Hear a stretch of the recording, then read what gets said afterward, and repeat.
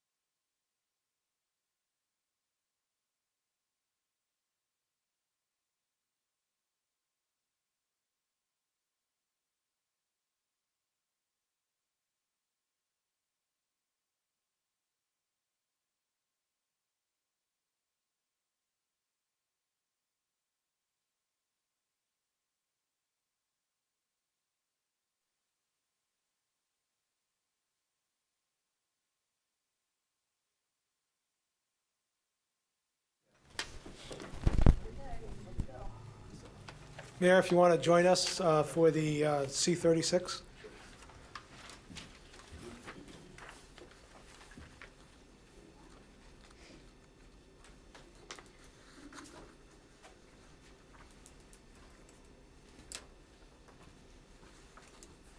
Nice to see you folks tonight. Good evening. Good evening. Shut my phone off. All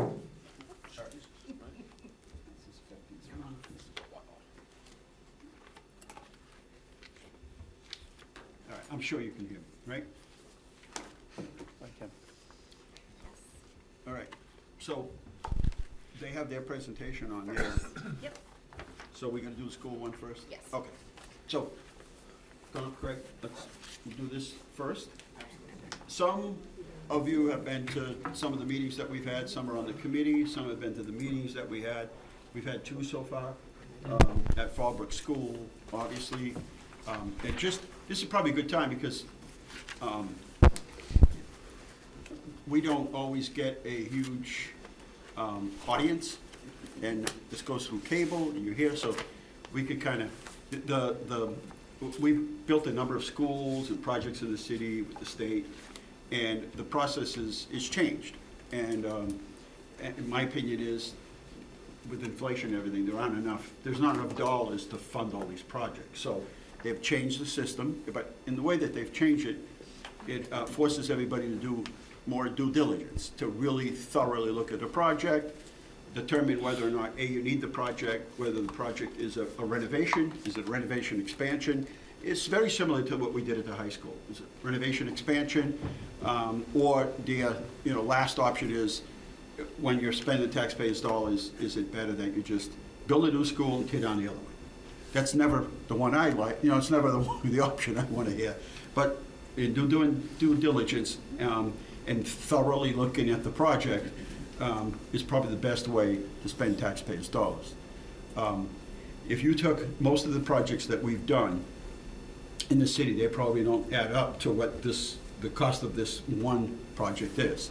So inflation is impacted us just as much as the homeowner in every possible way. We'll talk a little bit later as we talk about free unrestricted cash or free cash.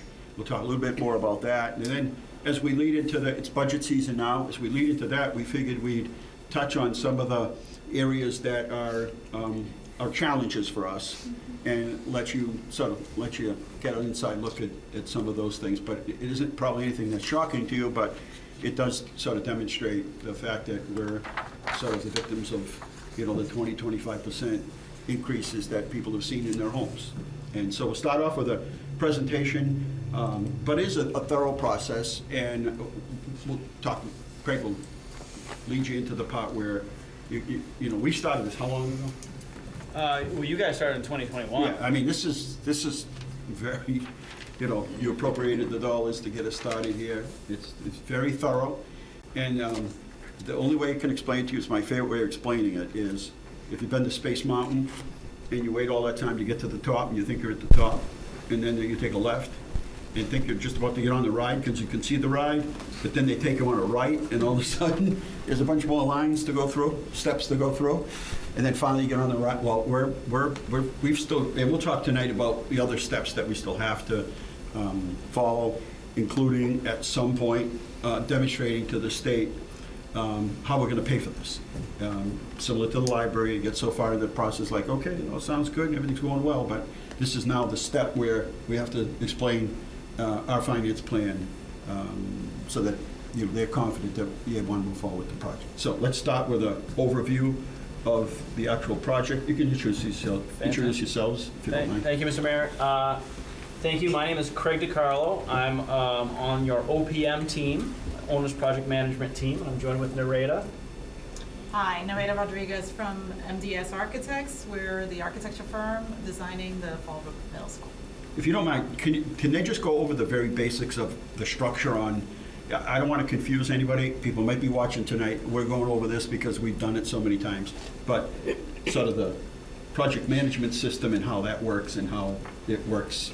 Go ahead and explain. I think that's... Absolutely. I've got a great slide for that. All right, let's do it. All right, so before I get to that, so we'll do a real high level of the MSBA process, talk quickly about the schedule. Nareda's got a whole bunch of images to show you, and then we'll talk cost and community outreach and funding. So this is a graphic which shows the basic relationships. The district over on the right-hand side, that's the city, the school, represented by the school building committee, and then on the left, those pencils, that represents the MSBA. And so those two entities, the district, which is you all, and MSBA, form an agreement to first investigate a school through the feasibility study process.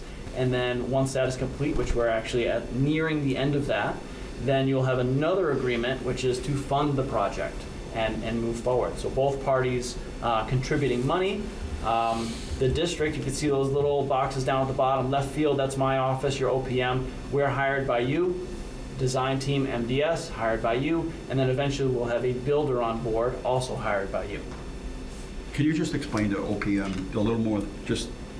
Oh, certainly, Again, certainly, yeah. we talk about it all the time, but Yep. just so people can understand the Yep. sort of differences. So the owner's project manager, we are your primary interface with the MSBA.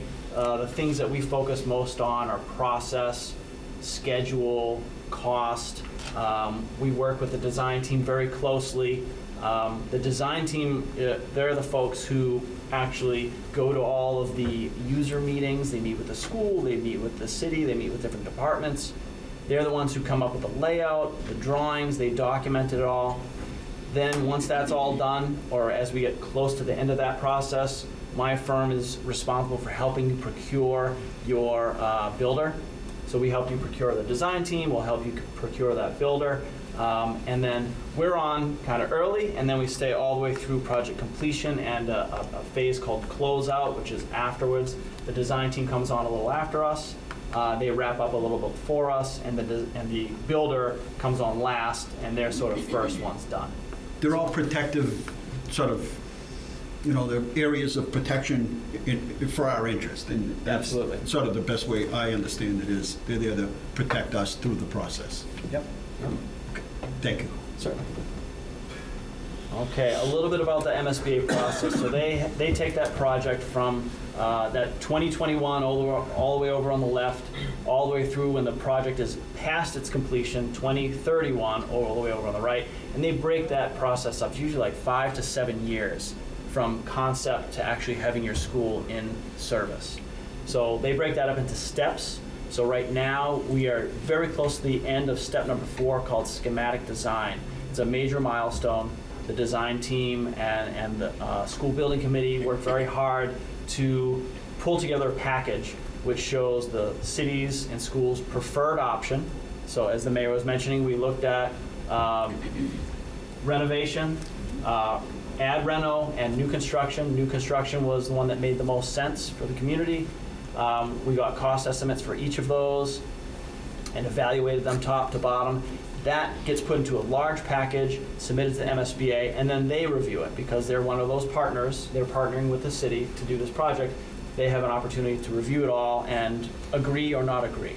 We feel pretty confident that they're going to agree with everything that we've presented. That was delivered, the schematic design package was delivered February 27th. The project managers at the MSBA is going to take about a month to kind of go through that, ask questions, and then assemble a package that they give to the MSBA Board of Directors. And that's a meeting that happens on April 30th. They'll review the whole package, the cost, the scope, the schedule, everything about it. And then if they're in agreement, they'll give the thumbs up, give approval for what's called a project scope and budget agreement. That comes back to the city signs it. Then, as the mayor was mentioning, then we've got 120 days to get the funding in all figured out. And within that 120 days, could be any time, could be day number 2 or could be day number 120, we'll sign what's called the project funding agreement. That's the agreement with MSBA that will take you from where we are now all the way through construction. So there's only those 2 phases, kind of feasibility and then project funding. And just one thing on that, just so you're all aware and it's not a shock later, when we come to fund the project, we have to fund the project in its entirety. And we won't, obviously be bonding for that, but we have to have the bond authorization be for the whole project. And then they'll reimburse us their portion as it goes, but we're have to be responsible for the whole thing. Right. We even looked, we even spent some time maybe looking for another location. It's tight down there at Fallbrook, and got the church on the side, church on the other side, and then, Somerset School. So we even took it a step further and looked for another location, but there was nothing around there that we could find that we could put a new building on. So this 9-step process, when we put that on the calendar, this is what it looks like. So we're in, the early part of 2025, so that's that red arrow. You can see we're a good way into the design portion of the phase, but we have another year of design before we bring a builder on board. Then we're forecasting construction will be from October of 2026 through October of 2028. That's for the new building. This is sort of a multi-step process. We build a new building. We move into the new building. Once it's fully functioning, we demo the old building, and then we fix the site, complete the site work. So you can see that new school open, that red star, that's January, we're targeting January 1st, 2029. Once the new school is open, then we do all that site work, and demolition and site work.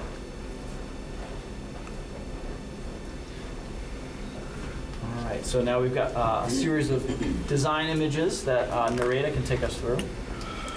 Thank you, Craig. So this is our schematic design site work. So I'm going to try to point. If you want it, you can just, with the yeah, arrow. It might be a little different, but so as you can see, so the building is to the to the south of the existing school. Fallbrook Elementary it's a little difficult to see at this. I don't know if you can see. There's an outline of the existing school in magenta. But one of the things that we looked at is also removing, right now you have to drive through the parking lot of Fallbrook to go towards Samoset.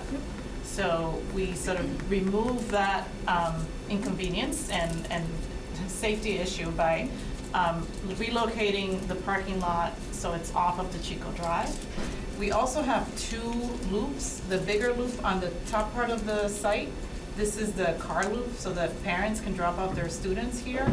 And this smaller loop is for the buses, and there's enough space for the buses to line up here. There's a plaza between the 2, so if we need to line up the kids all the way down here, we can do that. And the main entrance to the school is closer to the car loop, but close enough also to the paved area for the buses. The other part that we did was we relocated the playground structure. So what you see here in yellow and sort of a blue color, that's the playground for the 1st grade to 5th grade. And then we also have another playground for the kindergartners adjacent to it. The school is going to be built where the existing field is, so we have relocated the field next to the parking lot.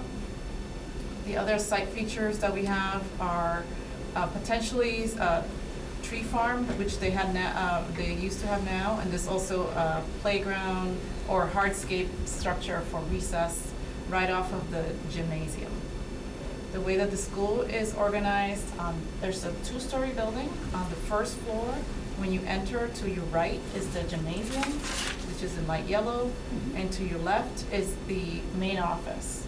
So one of the things is to have clear visual connection to the main entrance so that the person, the administrator letting people in can see and buzz people in. There will be 2 ways to buzz. You have to buzz into the vestibule first, and then there's a door that goes into the main office if you are let into the school, or you can speak to someone through a window. This is allowing people to be stopped at the main entrance if they are not required to go into the school. They can drop off what forms they need to drop off, or school lunches, or whatever have you, and then they can leave, and they don't have to enter the remainder of the school. The other community space off of the lobby is the cafeteria, which also has a stage or a cafetorium, similar to how it is now. And these are, both of these spaces, the gymnasium and the cafeteria, can be locked off after hours, so the community can use it for other events or social activities. There are restrooms for the public use next to the cafeteria. Then the building is organized through these doors. We have music. Do you have other slides that you can show us? I'm sorry. Yeah, that's true. Let's go to the plan. Perfect. The music, so we have, like I mentioned, main office, cafeteria. Oh, they can't see it. And the gymnasium, as I mentioned, to the right of the entrance. And then as you go down the corridor, the music room, the OTPT and art rooms are to your right. And then the light blue color are the classrooms. The way that we've organized the building is on the first floor, we have kindergarten through 2nd grade. And the classrooms are clustered together, so all the grade classrooms are together. We call them little neighborhoods, so we have sort of resource rooms and other support spaces for each of those rooms. And the lighter pink color are some of the special education classrooms and special users for, like, the de-escalation room. We have a sensory room and also offices for the SPED coordinator. Next one.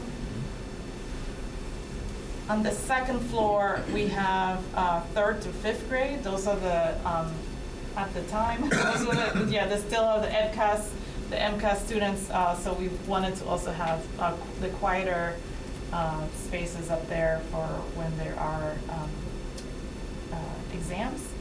The library is also on the 2nd floor, and we are sort of capturing a lot of the natural light from the roof above, which is really nice.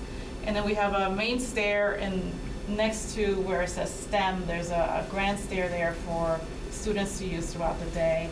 And across the library, there is an elevator for accessibility.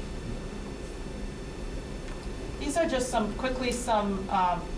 conceptual interior images that we've been doing.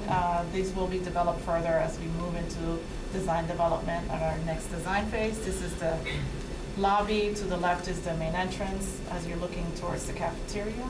Next.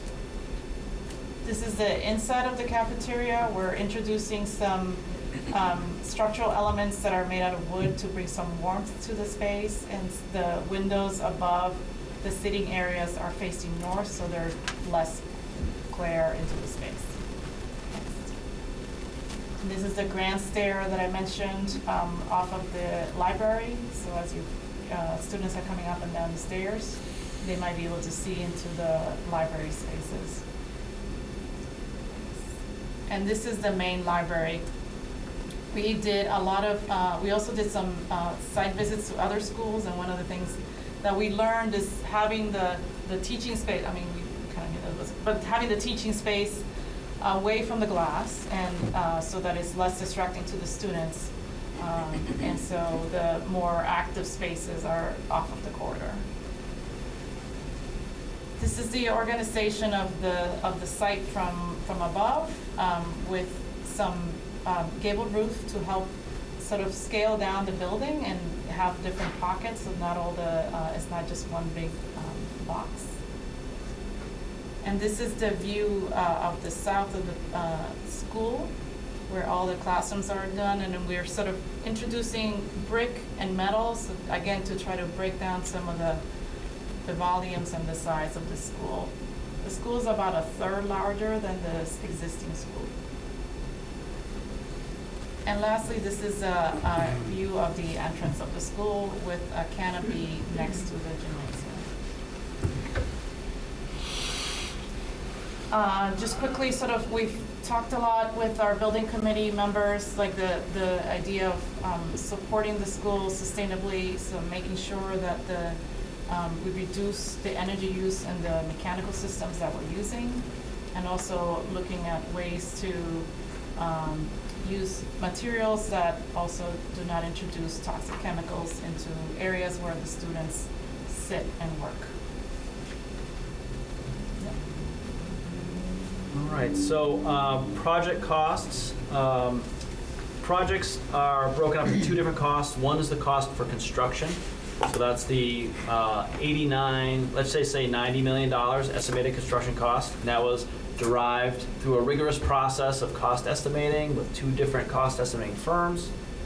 The total project budget, the estimated construction cost is part of that. So the total project budget is everything, including all of your professional fees, all of your furnishings and equipment. And so that's just under $115 million. And so that's kind of the amount of money that the MSBA and the city are going to share. We'll know after that April 30th MSBA meeting, we'll know precisely the maximum grant amount from the MSBA, and thus we'll also know the minimum amount from the city. This is just an estimate, but this is what it's looking like. So the orange is the MSBA's grant amount, say $64 million. The green is another MSBA program called the Green Schools Program, for which this project is eligible. That will contribute another $3.4 million. And then that means the district share would be $47.5 million. So if we're looking at it, it's MSBA almost 59% and district just over 41%.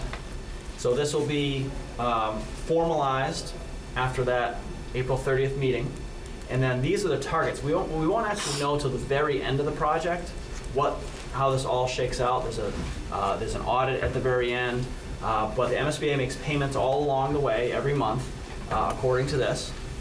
And part of our job is to try to use up as much of that grant as we can, and minimize how much the city's paying out of its own pocket.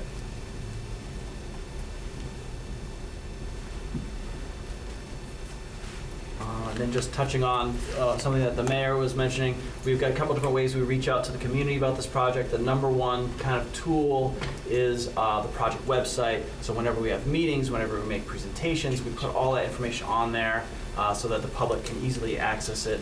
The city's website has a link to it. The school department's website has a link to it. Anytime we have a meeting, we point and we have the QR code. So hopefully some folks at home tonight will be able to see this QR code, scan it, and then check in. They can both look at the history of where the project has been, as well as upcoming events. We do also have a series of meetings. The design team led us through what's called visioning sessions back in 2024. That was to help kind of understand what the community and school wanted this project to be. And then we've had a series of public meetings. So there was one in November, one in January, and then the next one's coming up March 18th. That one's going to be on Zoom. If anyone goes to that website, there's a link there so that they can join. It's March 18th at 6:30. And it's an opportunity for us to share what the project is going, what it looks like, but then also a forum for members of the public to ask questions and have sort of an exchange of ideas. And that was it for the project portion, at least. Great. Any questions? The reimbursement rate, and we can get into this later when we talk about financing, is actually more like 56%, is that what you said? When Yeah. you get down to it, it's, I think the last one that you just sent me Yep. was, It was like 58.66. yeah. they say 70%, but by the time you figure everything out, what they pay for and what they don't pay for, that's what it ends up being. 56. It might be useful to point out that in the old days, when you got a 70% reimbursement rate, you actually got 70%. Correct, yes. And what the public should understand is those days are gone. Right. So through a variety of mechanisms, one excluding site work and demolition, capping construction cost at a certain dollar per square foot, the real number, which is the important number, has been pared down from 70% to something maybe, if we're lucky, in the high 50s, right? Right, yeah. Yeah, because our reimbursement rate that they say is 74.6 or the 79.3. 79.3, so. Which means nothing to us. Yeah. We won't get it. Yeah. Yeah. It's an eternal document. Yeah. Right. It's a sales job. Well, I understand it. They don't have as much money. Right. And you have a number of schools that are trying to get financed, so they move things around to try to accommodate more people. It takes longer to get a project, and you know, we did very well with the police station. We did very, very well. We hit it just right. We bid it all, but times have changed, and the cost of everything has gone up. And so I said, we'll talk a little bit later about some of the, you know, some of the areas that we struggle with in the world of inflation. But any questions on this piece here? Yes, Council. Thank you, Mr. Mayor. Let me put my mic on here. Let me direct my question to Craig if I could, because I think it's important for us to, I think, emphasize some of the review process as we got started, right? So MSBA wanted us to do an assessment of the existing structure. What we call the rehab and add-on, or right?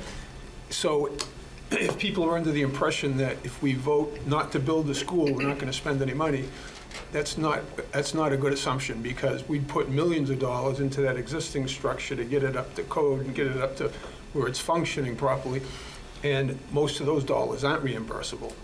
So I think it's important to note that. I think in part of that process, it was $2 million for that review. So we did our due diligence there, and we know what we need. Yep. So, Absolutely. The first step the MSBA has the school do is define how it's teaching and what its educational program is. And then with the design team, that gets compared to the physical structure that's there. And the original structure has been well maintained, but it is way past its useful life. It's no longer meeting the educational needs of the students of Fallbrook. So MSBA says, okay, what's the building that will meet those educational needs? And they have us look at renovation, addition and renovation, and new construction.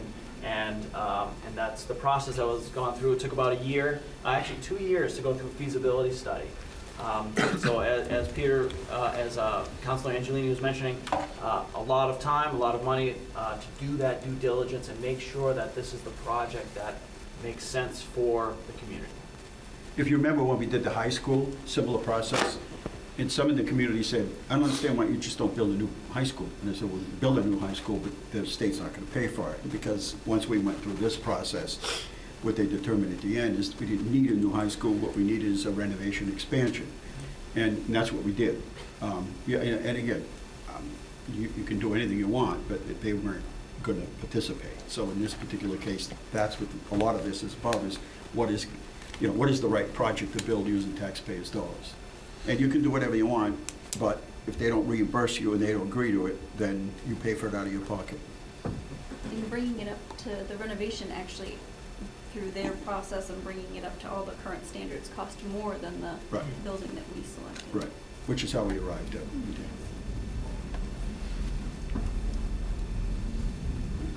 Question? Yeah. Craig, can you just kind of, on the counselor's question, just expand a little bit more for the public on some of the things that we were that got shared with us that were kind of found as need to be improved, even just like high level, because we've been in there and seen it, but the public may see it from the outside and it looks okay, so. Yes, yep. So Nareda and I, maybe we go back and Yep. forth with the things sort of from memory.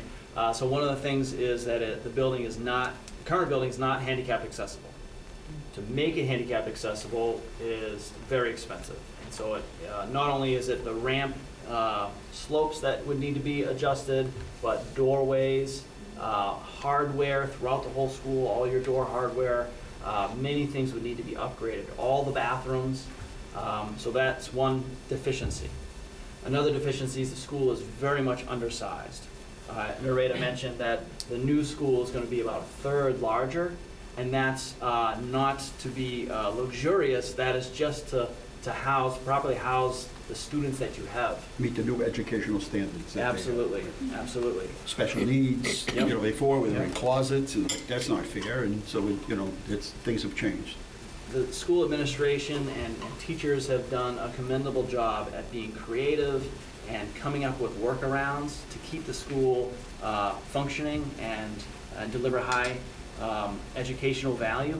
But, the school is definitely, it's too old and out of date. And one of the things, maybe you want to talk a little about the building systems. Right, so from my understanding, the mechanical system is way past its lifetime. The facilities folks have been using parts that don't even exist anymore. You can't even buy them. So they sort of make them as they can when they need to be fixed. And they've had issues with heating in the winter.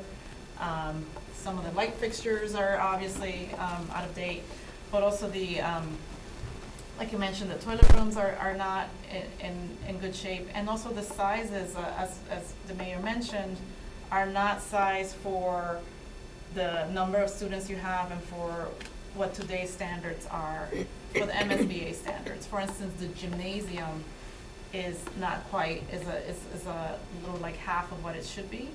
And the library is like a third of the size what a library should be for the number of students that you have at Fallbrook.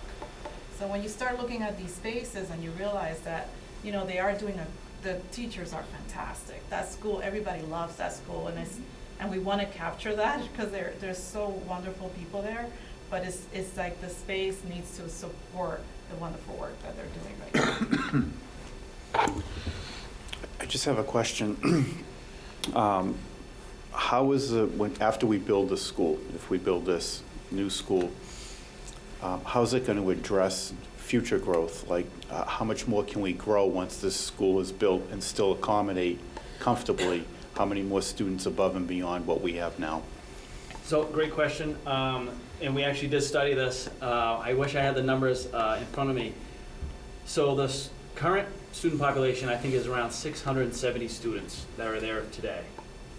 The MSBA, even before they got to the process of asking about the education, they did a study with the city about what the future enrollment's going to be, and then came to an agreement on a number. And that number is less than what's there today, but as the mayor was mentioning, the rooms are bigger, there are more types of spaces, and so the number that was agreed to is 610. But in that space, that for 610 students, I think we came up with, each classroom has a target size. We came up with, you could really fit like over 700 students in there. I think it was like 728, Yeah. 725? Yeah. Somewhere, 725. yeah, 725. And so even though it seems a little bit counterintuitive, well, if we have 670 now, but it's being designed for 610, but it's actually that 610, you can fit in many more students than you've got now. So there is room for expansion. Okay. Thank you. Good. Yeah, Mr. President, I'm not looking to put anything negative on this.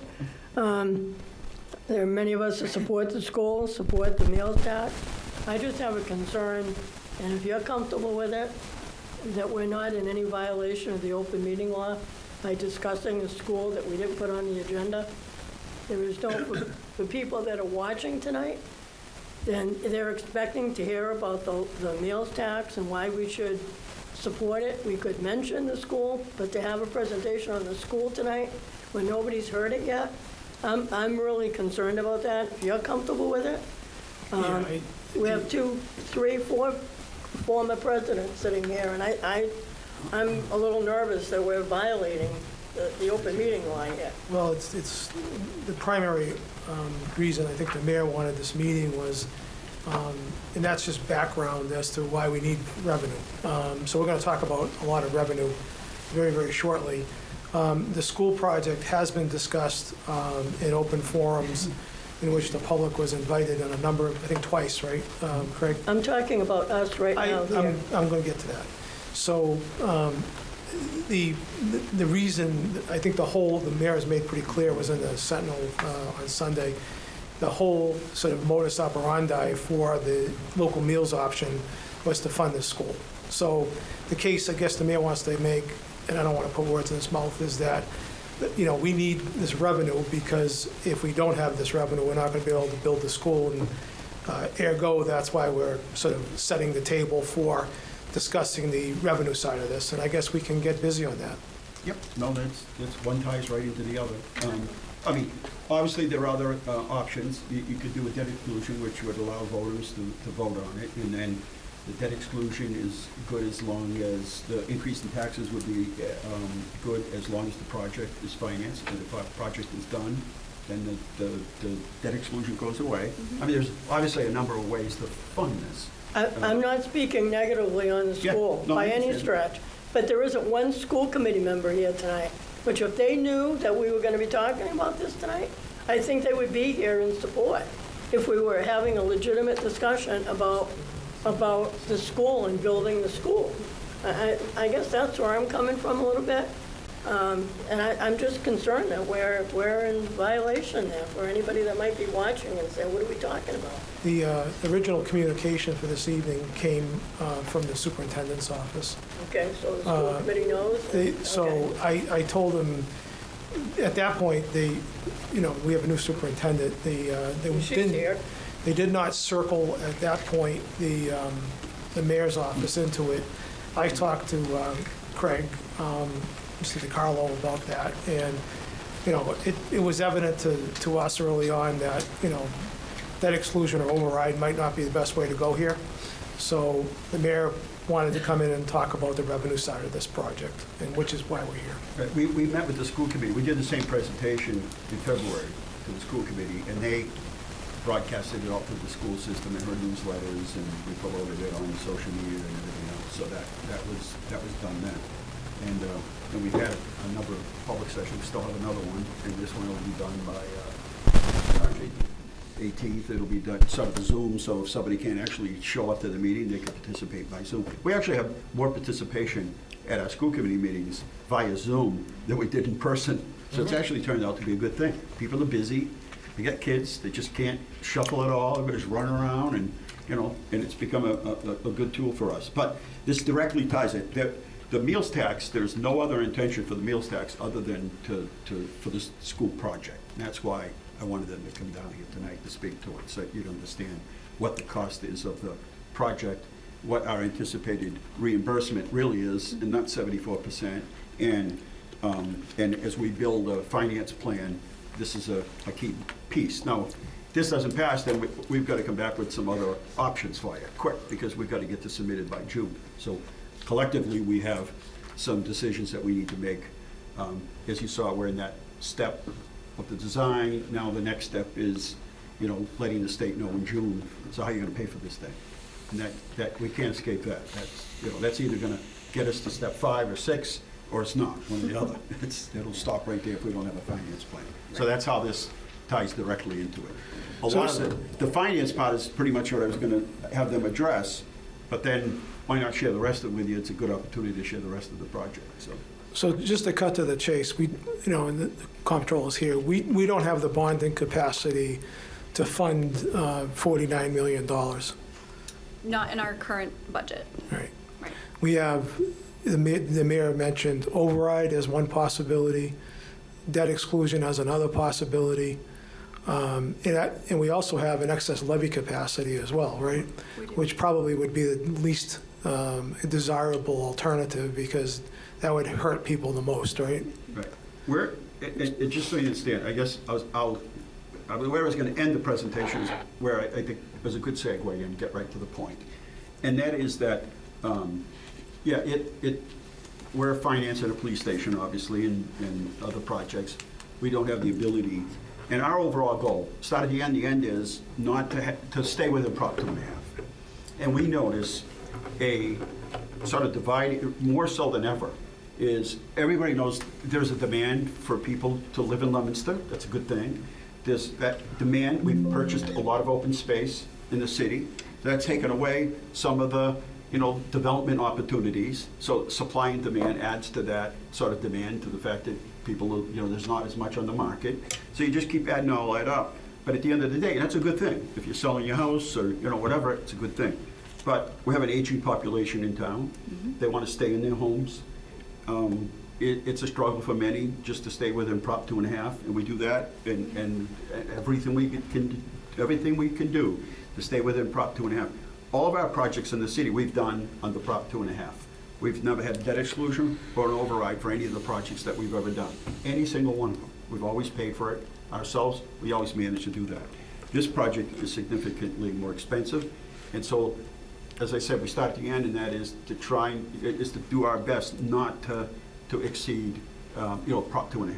And you just listed a number of ways to do that. So what our job is, what I asked the finance team to do is to put some alternatives and to get them to you as fast as we could, so you can start. I'm not looking for a decision, obviously, on the meals tax, because I think that's a sort of given. I don't think there's any way of escaping that. But we're going to have to make some decisions. I don't want to come down here at the end of May and say, hey, you have until June to do something and to show the state that we have an ability and a plan to pay for this. I want, we're in March, but once we get into the budget, things move so quickly, both in the school and the city side of it all. So, and we want the budget to you as early as possible. We've been giving it to you as early.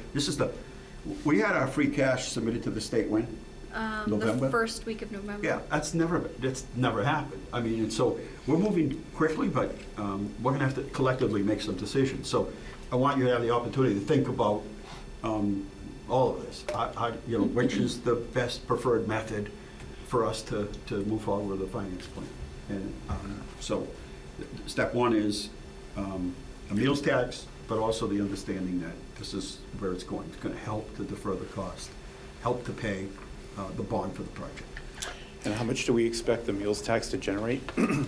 It wasn't easy finding out, Council, I can tell you that. No, It was like a fact-finding mission, like Mm-hmm. the Department of Revenue for some reason couldn't, did they end up giving us any estimates? I mean, they gave us other communities that we could look towards, so go ahead, I'll let the finance and Wendy work. Wendy and Jen worked on this extensively to try to come up with something that we could present to you that we were fairly safe presenting. They estimated between 800,000 to 1.4 million.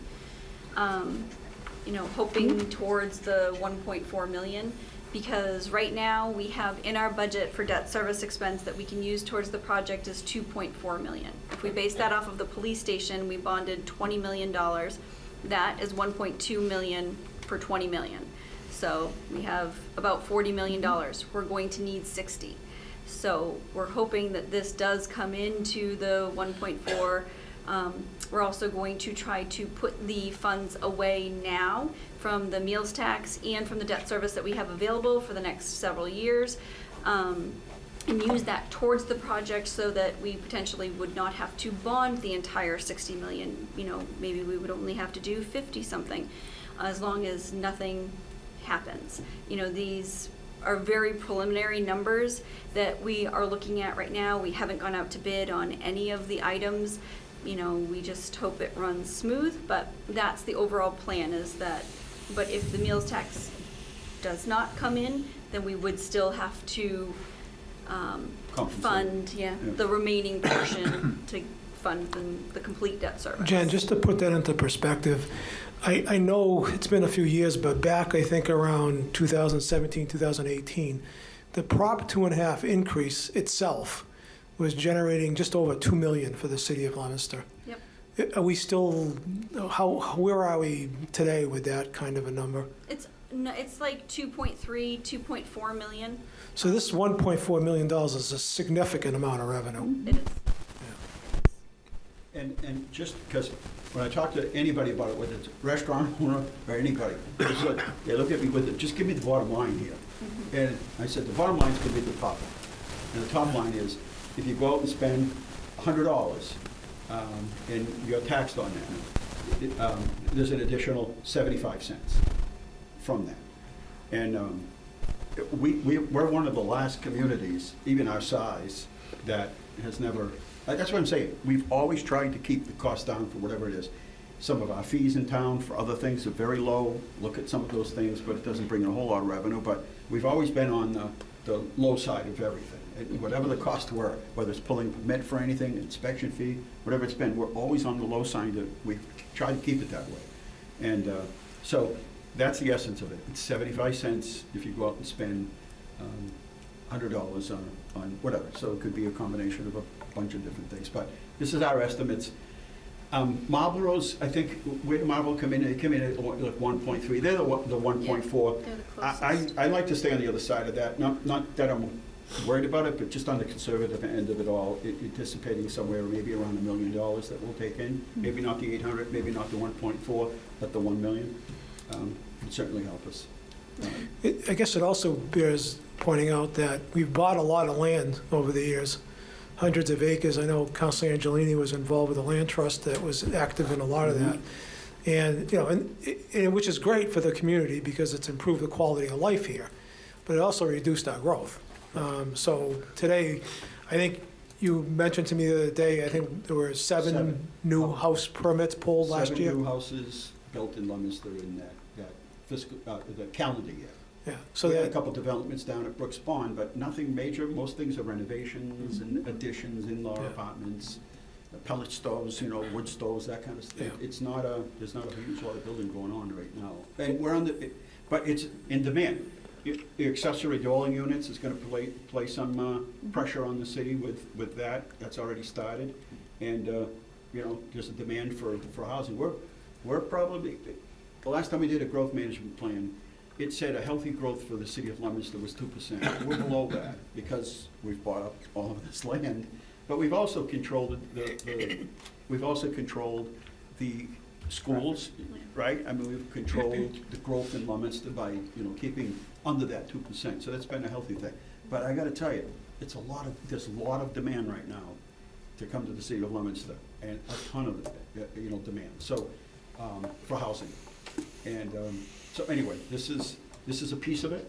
I'd like to keep us on the conservative side and stick. I'm gonna have you hold that thought. Yes. It's 7 o'clock, so we're gonna open the meeting. And I thought we had another hour to go. Join me with the pledge, please. Pledge allegiance to the flag of the United States of America and to the republic for which it stands, one nation, under God, indivisible, with liberty and justice for all.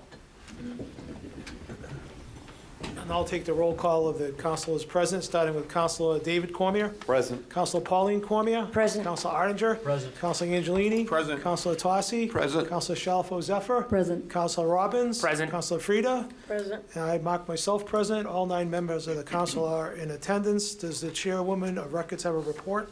I do, Mr. President. The February 24th, 2025 minutes have been submitted, been reviewed. I find them to be in good order, and I'd ask that they be placed on file. That can be done without objection.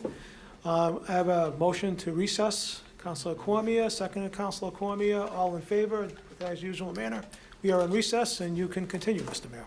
I think that sort of gets us to that point. I think we're gonna, unless there were questions, and then we're gonna shift kind of to, Councilor Frida. Yeah, no, I just wanted to make a comment. If you remember back in 2019, we talked about this, you and David LaPlante, myself. I had a reintention back then when it was really, most communities were doing this, the hotel expansion from 4% to 6%. I had put the petition in to increase that to 6%. It took 3 different petitions, 3 different times to try to get that, this council to support that. And there are 2 councilors still on the council now that voted against it. And my intention back then with David, it would have brought in about $900,000 we had determined, had we done the meals tax back then. But we didn't put it in because there was such a resistance to the hotel tax. And we lost a lot of money by not doing that from 2019 to now. So, I mean, the state's looking at this too. You know, we get grants from the state. We get a lot of monies from the state that we're eligible for. But they're looking at communities and say, hey, we're giving you tools. Municipalities are asking for tools. You know, there's a suggestion for double poles, being able to find the electric company, which some of us would be pretty happy about. If they don't take those poles down, it'd be significant fining that we could do. So there are when they're offering us tools, they want us to use them before we ask them for more money. So this is an opportunity. We have 112, I think, 112 restaurants. Am I right, Wendy, about that? Yes, yeah. And about 32 fast food restaurants that, you know, everybody goes through Dunkin' Donuts to figure how many could go through in an hour, you know, and spend $10, $20. So. Well, I think, you know, part of the issue at the time I remember was, for businesses like myself and everyone else in town, most everybody has, you know, a software package now. So it's done automatically versus at the time there were a number of businesses that had to do each transaction individually and manually. And today I think most everybody has a piece of software that's just electronic. Isn't it just added, the state will collect it? Yeah. And then to return it to us? Right. So it's not a separate. No, but even then, electronically, to just divide up the pieces, you're entering this stuff in is done manually. You gotta figure it out at the end of the month, so you can tell the state when you're doing your, you know, monthly DOR, sales tax or meals tax submittals, you've gotta tell them how much that is. They don't know, and you gotta, you know, but it's so much easier now electronically to be able to do that. And again, we tried not to, you know, increase fees, understanding it's difficult for businesses. I understand for especially the elderly or family, you know, to have their taxes go out of control. You can compare us, take any house in Leominster and compare it to any other community around us. We do it all the time. And you might not be happy with your tax bill, but at the end of the day, you'll see in comparison, you pick that house up, move it somewhere else. Not only the service is gone in those communities, but the taxes are even higher. So we do our best. Bobby goes out to lunch, he buys everybody lunch, so he's gonna pay the 75 cents. I go to Burger King or Wendy's, I get the biggie bag, it only costs $5, so they're only gonna get like a .00075 cents out of me, Bobby. Does that include liquor too? No. So, I understand. I have a business, I understand, and I think most do. This is a fair way to increase revenues without having to raise. So if you've got time, we'll run through this real quick, the rest of it, because we unfairly shared the information with Councilor Cormier on free cash, but didn't, and we didn't do it intentionally. We did it because we were just rushing through a bunch of other things that we're working on, some other bonding for the police station and just other things. So this is like makeup, Councilor, so that we can go through where does free cash come from? And we've got some budget versus actual in here for you. In other words, we budget things. Yep. And as you know, sometimes we're really good at it, but we're doing this months in advance. Sometimes the costs go up while we're in line items, so that we're low on some things, and that's where you get the budget transfers or the use of free cash. Exactly. Yes, this form is a budget versus actual sheet that's done usually at the end of the year. It also shows the encumbrances, because you have to add in, you know, the encumbrances that were carried over from the prior year. The far right column is the column that you focus on. The higher numbers there are the excise tax, the interest earnings, and the miscellaneous expenses. And if we go to the next page, we can see those are the main revenues that help create our free cash. And we stay on the conservative side of on the excise tax, because we've actually had years where it got tough, 2008. There were 3 or 4 times when our estimates were higher, and we actually collected less. That was so you'll see a transfer later on from us for $1 million, because we generally will add $1 million. We get the gas tax money from the state to pave. We usually add $1 million, so that gives us the flexibility to be able to do that.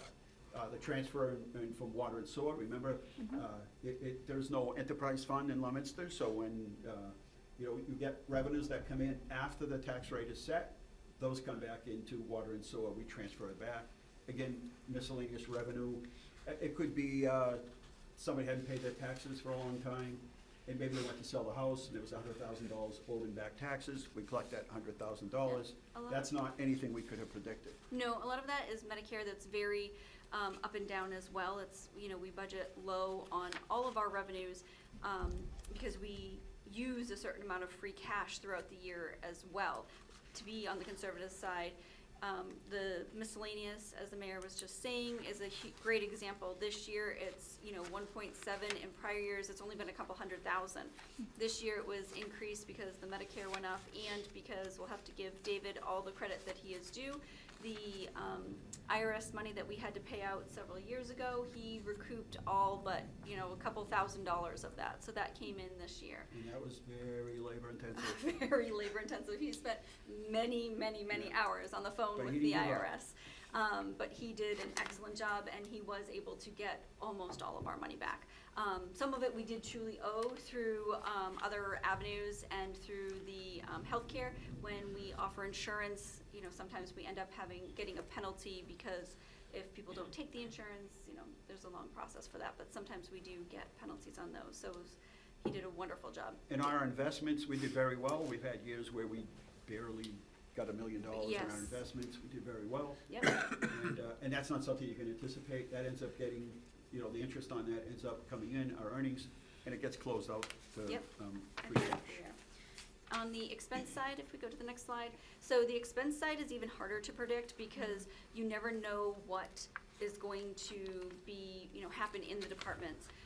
The public safety is high because as the police has come down here and talked over time, they weren't fully staffed. So a lot of the salary gets closed out at the end of the year. We had a few other things in general government. Injuries, yes. So now you have to pay somebody overtime to fill in for that injury. Yep. There's all kinds of things you just can't predict in the world of public safety. So, and then, next year, looking forward in this fiscal year of 2025, we had the 4% decrease. So that is going to make the budgets even tighter. So usually we end up with about a 1 to 2% turn back on the expense side, and I'm assuming that that's going to be less this year, but we'll see at the end of the year. If we keep going. The council orders that we have put down, we've already, they're pending between this week and the next meeting.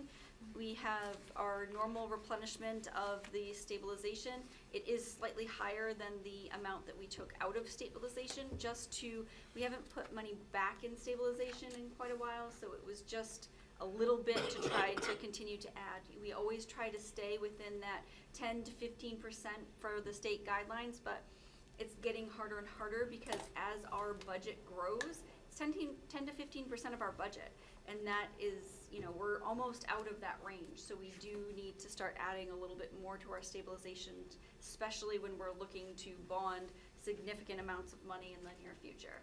We always stay, I think the council knows, it's been a historic here in the city of Leominster, where whatever they close out in water sewer, we return, Yes. 100%. So they closed out, whatever they closed out went into free cash, goes back into to their accounts. And you can see that on the revenue side. So sometimes that is a little bit of a misleading in our free cash because their transfer that comes into the general fund will inflate our free cash significantly by that amount.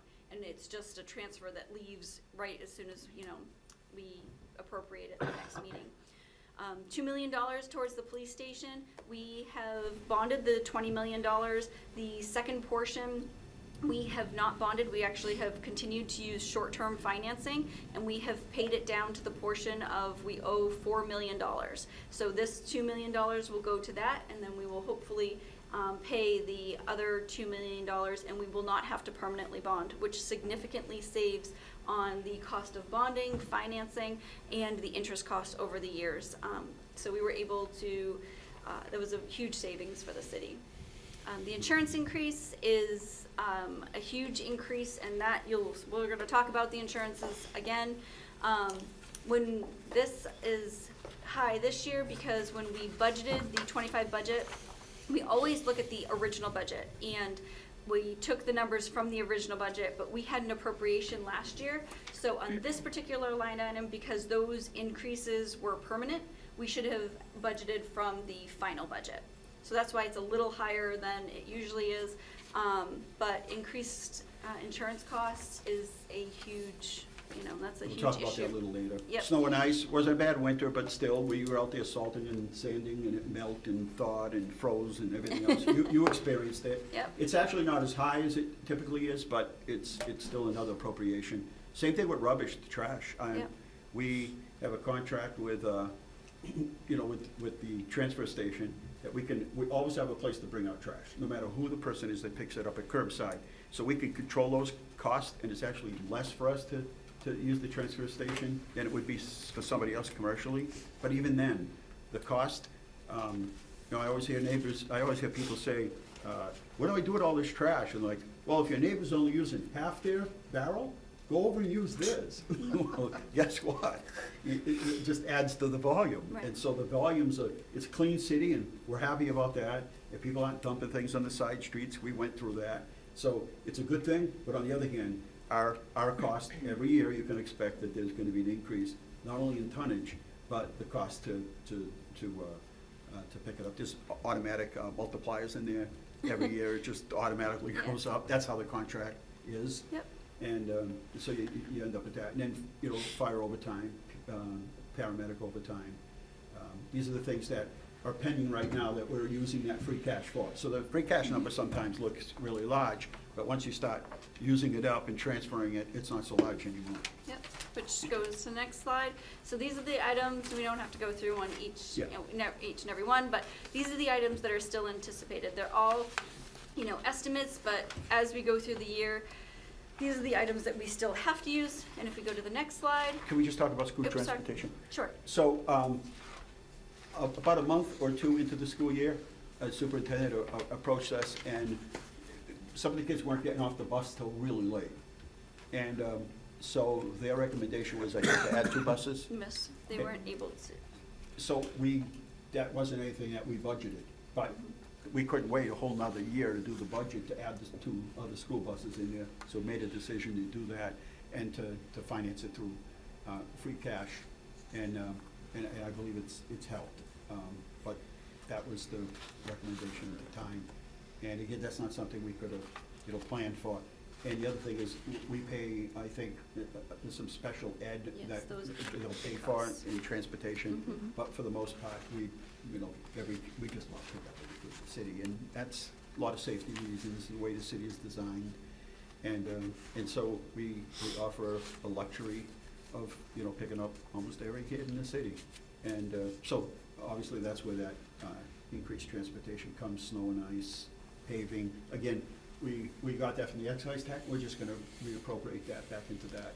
And then you have the rest there, I think, is Yeah. pretty much self-explanatory. The police station, we got a new station, it's energy efficient, everything, but it's a big building.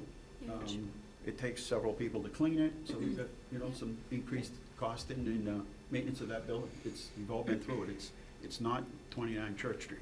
And some of the costs for the new police station, we estimated. Yes. And they haven't even been there a year yet, Right. so that was really hard to predict of what they were going to need. All right? So if we go to the next slide.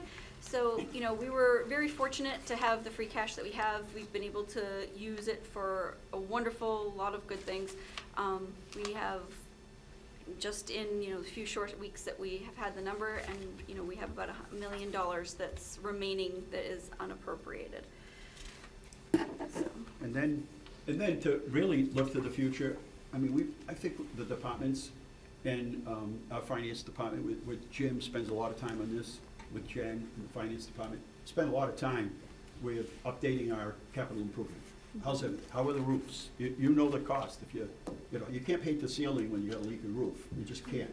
So we spend a lot of time, we in this planning mode all the time, you know, what's the priority? Has the priority changed? What's the cost? Can we get a grant to do that? That's where Wendy comes in.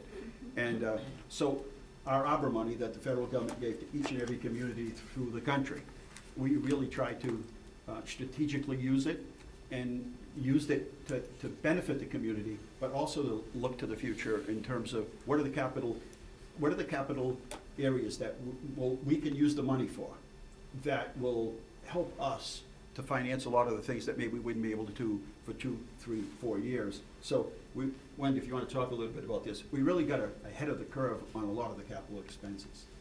So I think a lot of you will recognize some of these items that are on here. I mean, traditionally, we come down with requests for public safety vehicles, and something like the body cams and the tasers, that's mandatory. That's like a $1.2 million bill for us that ARPA paid for that. And again, this is the general revenue fund side of the ARPA funds, and then there was the community side, which, you know, we funded a lot of things like the Spanish Center and Boys and Girls Club. So, you know, we were able to start up our paramedic program that, you know, we may or may not have been able to do that. And, you know, built the 911 dispatch center, paving, you know, necessary building repairs. All of this stuff would have been, you know, I don't know how long it would have taken us to fund the $3 million in sewer water that we spent on ARPA if we had just done it with our regular receipts. That's a huge boost for sewer water projects. So, you know, taking care of things like flood engineering for the FEMA analysis, which was not something that was expected. Obviously, we didn't expect the flood. So, you know, a lot of this stuff, as time went on, the federal government said, hey, now you can spend money for natural disasters. So we incorporated all of that. So I think it's a real win. You know, we spent these on one-time costs for one-time revenue, and a lot of other communities didn't do that. So I think it was a success for us. So the budget busters, as we touched on, health insurance. It's everywhere. I don't care where you go. It's your own policy. No matter how much you try to shop it around and get a better policy, it's just a budget buster. It's, you know, I don't have to explain. I think everyone knows school transportation is increases every year. That has a multiplier in it. Net school spending. Just because we stay within Prop 2.5, they're assuming, you know, the way the formula works is there's an assumption that you're going to go above and beyond the prop, you know, above 2.5.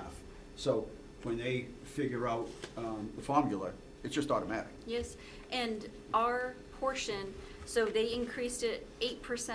Our Student portion, achievement. yes, our portion of that is 4%. Well, we only can increase, you know, 2.5%. So it just makes the constraints of the rest of the budget hard.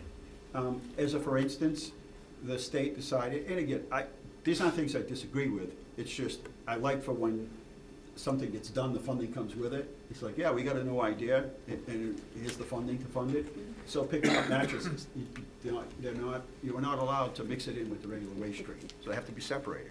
No issue at all. There are a lot of components to a mattress that you can pull apart and recycle. I'm all for it. However, there was no money to do that. So it's a separate pickup, separate truck, 130-something thousand we spent. Yeah.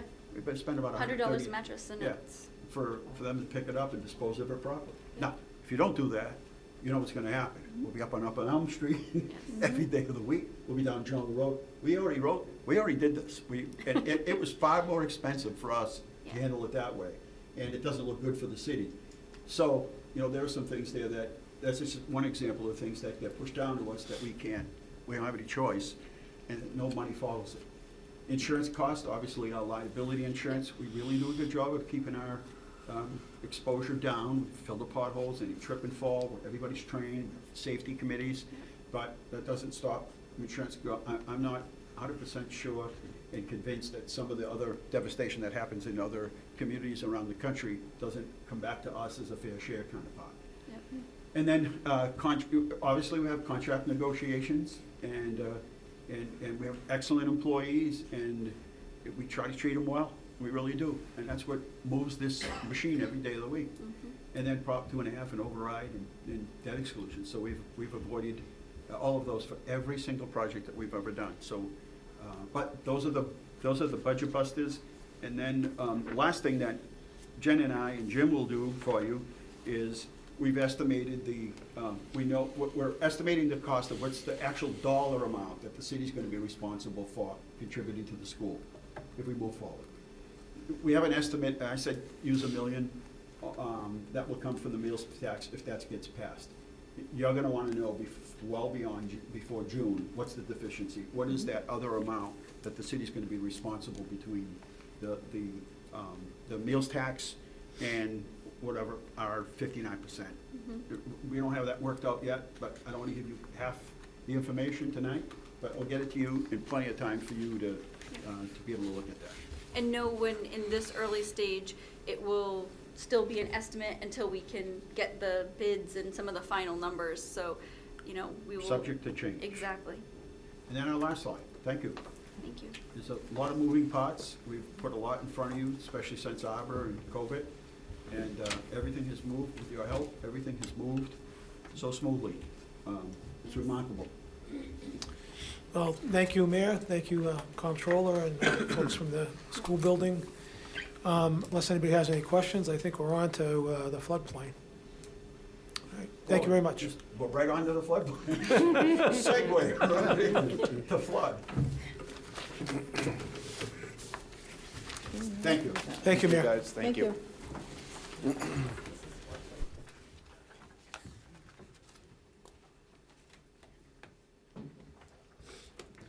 Councilor Angelini, 640 is yours. Ms. Pate? So whatever it is, send me 5 balls. Good evening. This is a public hearing of the Legal Affairs Committee. My name is Peter Angelini, Chairman. I'm joined this evening by the second member of Legal Affairs, Councilor Robert Tossi, the Ward 1 Councilor, and the Ward 2 Councilor, Pauline Cormier. I would like to, before I get started, to thank Katie Pate. She's been a remarkable asset, providing me with information in a timely manner, and I did suggest to her that she should get the Employee of the Year award over there at DCR, and I was serious. So I wanted to say that publicly before I get started. So this is petition 29-25, Elizabeth Wood, on behalf of the Planning Board. Request to amend the zoning ordinance pertaining to the floodplain. Federally mandated update to floodplain district, EP. Article 6, Section 22-34. See attached language. And I am going to turn it over to Ms. Pate if, oh, there we go, if the PowerPoint is working properly. Thank you again. You ready for me? Absolutely. Sorry to keep you waiting, too. Well, hi, everybody. It's very nice to meet you all. My name is Katie Pate. I'm with the Flood Hazard Management Program within DCR, and we are the state coordinating office of the National Flood Insurance Program. And Leominster is receiving new flood insurance rate maps from FEMA, so I'm here to give you a very quick overview tonight. So just a little background on Leominster's participation in the National Flood Insurance Program. So Leominster voluntarily joined the program on September 16, 1982. When you joined the program, you agreed to adopt at least the minimum requirements of the program and then enforce those through your local regulations. In return for doing that, flood insurance through the National Flood Insurance Program is available to everyone in your community, whether they live in the floodplain or not. That is available. That's property owners, residents, renters, and businesses as well. So as of January 31st of this year, you had 114 flood insurance policies through the National Flood Insurance Program, totaling about $28.3 million in coverage. One of the requirements of the program is that when FEMA releases their new flood insurance rate maps and their flood insurance studies, is that the community has to adopt that new map date. And failure to adopt that new map date and have a compliant local bylaw could risk the community standing in the program. So as I just mentioned, FEMA is updating your flood insurance rate maps. This is part of the larger watershed mapping project for the Nashua River watershed. FEMA issued a letter of final determination, or what they call an LFD, for Leominster, stating that those new flood insurance rate maps and that flood insurance study are going to become effective this July. That will be on July 8th of this year. So just some examples of your current effective map. So your current maps that you have right now, those are from April 3rd, 1989. There's actually two types of maps that you have. You have the flood insurance rate map and then a flood boundary and floodway map. And so these are just some examples of what they look like. Again, they're from 1989, and these are what they look like. Now, the new flood insurance rate maps, there's an example of one of your map panels on the right side of the slide. They look a little bit different. So the paneling number has changed, the zone terminology has changed, meaning the flood zone. You can see there's obviously aerial photography on there. The floodplains are now in color versus on the previous maps, they were all black and white with just types of shading. And they will also be available digitally, meaning not just that you can download the PDF online, but they'll be incorporated into all of FEMA's like GIS viewers. They'll be available in that GIS like the file type, so anybody, including the city, could download that and use that in GIS. So they should be much more accessible for not only planning, but for whatever other purpose as well. What the maps still show, just like your current effective maps, is they show the 1% chance floodplain, the 0.2% floodplain, and the regulatory floodway. Now they have been updated, so those floodplain areas are going to look different, and we're going to look at those over the next few slides, but they still show the same things. So let's review quickly some of the areas in the community where the flood map are changing, so where those floodplain areas are changing. I went through and I pulled from your current effective map to the new preliminary maps to kind of look at. The scale is not perfect, because of course I was trying to shrink things down to look nicely in a PowerPoint, so just know that if the scale isn't perfect. I highly recommend that each community go through and look at the new flood maps to see where that floodplain is changing in your community, especially your local community officials, your local staff. You know your floodplain best, so you can tell what's changing and what's not. In general, all the flood maps are available on FEMA's website. It's called the FEMA Map Service Center. It's at msc.fema.gov. They're available right there to download. Those are your current effective maps and these preliminary maps that will be going effective on July 8th. And then after the maps go effective, they'll be available to view on FEMA's National Flood Hazard Layer, which is like their GIS online viewer to the public as well. So here's the first example of, on the left is your current effective map from 1989. On the right will be the new floodplain map going into effect. This is for the area of No Town Reservoir, apologies if I pronounced that incorrectly, in Mononusic Brook. Hopefully that's correct. You know how Massachusetts is. We have very interesting ways to pronounce things, and if you're a little bit off, everybody looks at you like, that's not how you say it. But so as you can see, the maps look very different. So on the left, this is your 1%. Is there a laser pointer on here that I can use? Yes, can you all see that up there? Hopefully that's helpful. Okay, so this is your 1% chance floodplain on your current effective map. On the new map, this is also the 1% chance floodplain. As you can see, it's blue, so it's much more easy to see compared to the previous maps. But there are some changes. The floodway delineation is changing slightly. As you can tell, there's a little area here that's no longer floodplain. Same thing here. Some of the edges are slightly different, and that's because FEMA has done, all the maps have been updated. So this is just an example of where it's still floodplain, but the area might be changing slightly.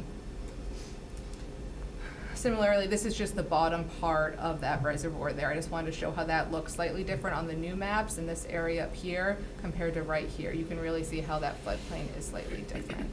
Some of the reasons the floodplain is different, so in areas of the town, FEMA did a detailed study. In other areas, they did what they call they lay the current data that they have from the previous maps over new LiDAR, new topography, which is all updated, and they run like the computer system that produces that. So some areas were detailed, studied, some weren't, but most areas were updated because your maps were from 1980. I mean, there's a lot of development and things that have changed since then, so you can imagine the floodplain has changed. For example, here is the area near Rocky Pond. So as you can see on your current maps right here, this isn't even mapped as 1% chance floodplain, that regulatory floodplain, but it is on the new flood insurance rate maps that will be going into effect. Here's the area near Mononusic Brook, the upper area. So here's your current maps. So again, here's that 1% annual chance floodplain. Here it is on the new maps. As you can see, it does look a little different. On each map, so you can see the floodplain is changing. Again, here's the area, there's Haynes Reservoir and then Morse Reservoir. So out here on the existing map, it says Zone B, if you can see that. So what that means is that wasn't 1% chance floodplain, that was the 500-year floodplain. But on the new maps, it's in blue, so that means that it is going to be 1% chance floodplain, that regulatory floodplain. Here's the area near Rockwell Pond. So here's your existing maps. Again, this is that 1% regular chance floodplain. All this area, that's that darker shaded area. And then over here on the newer maps, again, the blue is that 1% chance area. This blue and red hatch that you're seeing, that's still part of the 1% chance floodplain, but that's what they call the regulatory floodway. So currently, if you remember a few minutes ago, I mentioned you have two flood maps. You have the flood insurance rate map and the floodway boundary map. One shows floodplain, one shows the floodway. On the new maps, everything's on one map, which does make it easier because you only have to look at one place. But so that hatched area, that's the floodway. Still part of the 1% chance floodplain, just has different building requirements and such there, or development requirements.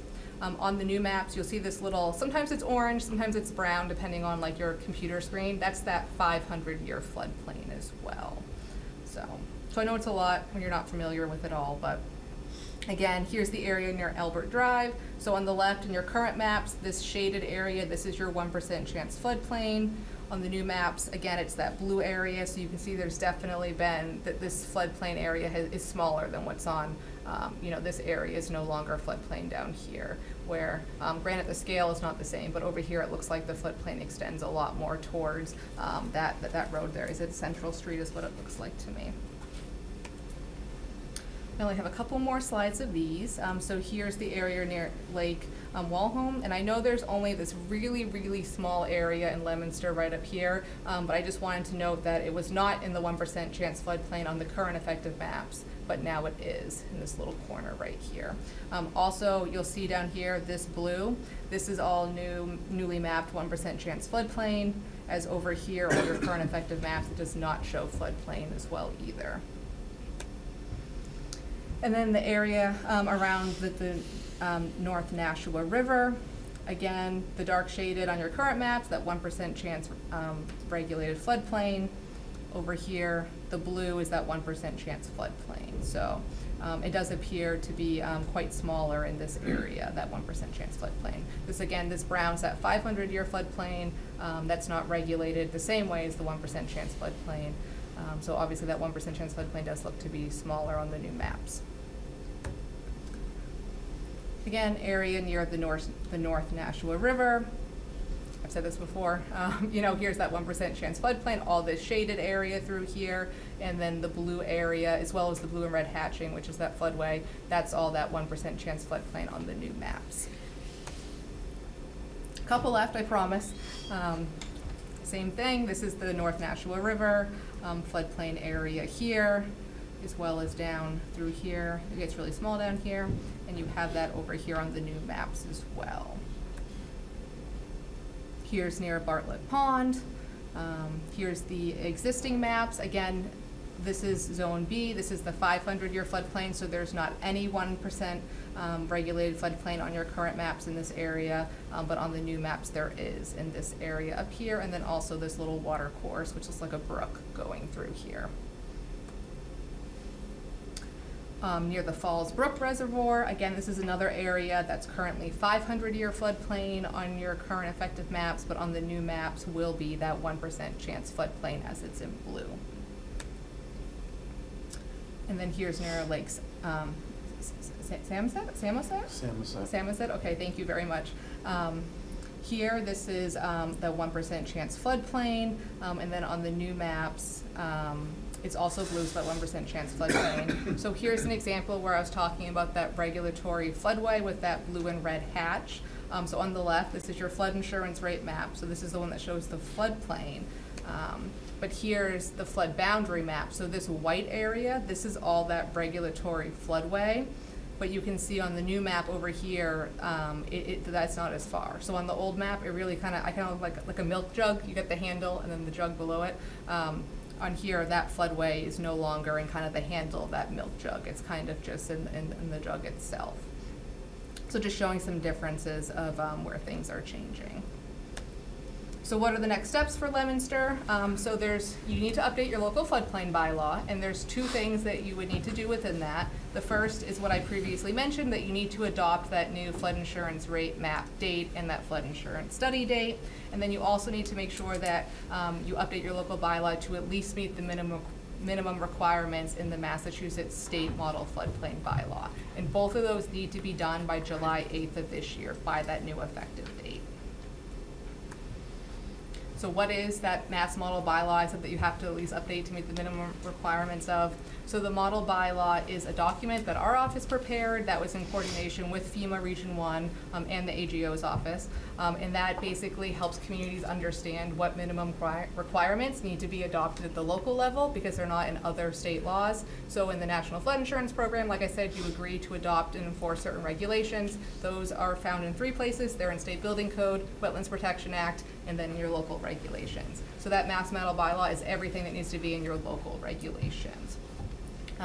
So that Mass Model, that was updated in 2020, and it has quite a few things that weren't previously in there because FEMA is now requiring those to be adopted at the local level as well.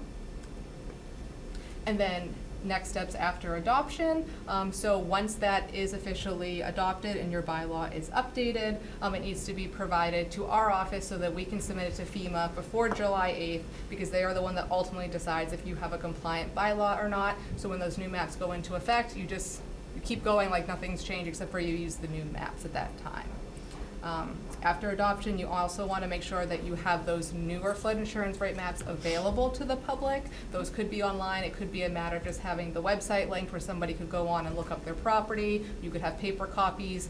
You probably already have your paper copies on hand. You just want to make sure you obviously update those after that time. And again, as I said before, you really just want to review those flood insurance rate maps to make sure you know where the floodplain is changing in your community, so you're aware of that.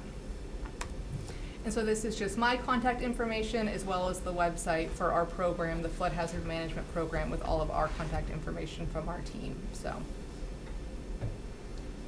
I know it was a lot, so I appreciate you all going through that with me, looking at it. So Thank you. Thank you very much, Ms. Pate.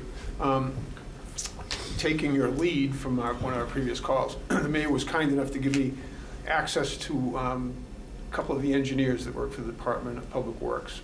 And they were able to download the set of maps. They're up in the clerk's office, so I'll announce tonight that if anyone would like to review them. I know they did have some issues trying to download one of the layers. I think you had mentioned that maybe sometimes it's a little difficult, but and they are reviewing them for accuracy. So they're involved in this kind of stuff all the time, so I feel very comfortable with that. We've also, KP Law, which represents the city, Attorney Keswell is working, converting the bylaw that you provided and getting it in ordinance form for us. So she's doing this obviously for other communities too, so she was up to speed on everything that we needed to do. And once we get that ordinance back, we're going to have to send it up to the planning board by law, get a referral from them, it will come back to us, and then hopefully we can take action on it and get it back to you well before July 8th. So again, I want to thank you. You've made this a lot easier than I anticipated it would be. When I first opened the packet, I said, oh boy, and then our planning director is on leave as well, so it's been a challenge, but you've really helped considerably, so I'd like to thank you for that. Let me see if members of Legal Affairs have any questions. Go to Councilor Tossi. No, I think I got enough. Councilor Pauline Cormier. No questions, but Ms. Page, I wanted to say thank you. I'm going to open up to council. Any councilors have any questions for Ms. Pate? Seeing none, let me go out to the audience. Is there anyone in attendance this evening that would like to speak in favor of or in opposition to or comment on petition 29-25? And for the second time, is there anyone in attendance this evening that would like to speak in favor of, in opposition to, or just comment on petition 29-25? And for the third and final time, is there anyone in attendance this evening that would like to speak in favor of or in opposition to petition 29-25? Seeing none, Mr. President, what I'd like to do is keep this public hearing open, obviously. We have considerable work to do on this, and the planning board, hopefully we'll get the draft ordinance back in time for the submitted to the planning board for their April 7th meeting for referral. So you anticipate having the ordinance by our next meeting? I mean, according to the attorney, we should, so. All right, so you're gonna want further time until our next meeting? Correct. Okay, and continue with the public hearing, obviously? Yes. All right, so we get into the agenda, we'll take that up. Second time around. Yep. Very good. All right. Unless Thank you anybody so else- much. Thank you very much. And again, Appreciate sorry it. to make you wait, but You did a nice succinct job of it, too. All right, so our last public hearing for the evening is 24-25. You ready to proceed, Counselor? I am. Thank you, Mr. President. 24-25 is Thomas M. Bavenzi, Esquire, on behalf of Steve Boucher. Request to amend the zoning district map, parcel 352-6, such that the entire parcel will be zoned Residence B, since a portion is currently zoned industrial. And again, this one has been kicking around for a while. Unfortunately, we anticipated having a referral from the planning board in our hand tonight, but unfortunately, they didn't have a quorum for their March 3rd meeting, so you will be on their next agenda, which will be April 7th. So Understood. we should get that back shortly after that. And but welcome, and Thank you. let me turn over the floor to you for your presentation. So, thank you, councilors, for having us tonight. First off, apologies for Tom Bavenzi. He was unable to attend. Something popped up last minute. Steve, can you check your microphone? Yeah, Can you hear me now? no. Red light on? No. It's a little different than mine. Let me move over to that one. Oh, try it now. Buttons to I press. think you hit it. How about now? Yep. Oh, there we go. Thank you, Peter. My pleasure. I can start over. So, Mr. Bavenzi, Attorney Bavenzi was not available. He had something pop up last minute. I'm proud to introduce my daughter, in-house counsel, Elizabeth Boucher. She was graceful enough to attend tonight's meeting with me, just to take notes. But you don't have a pen.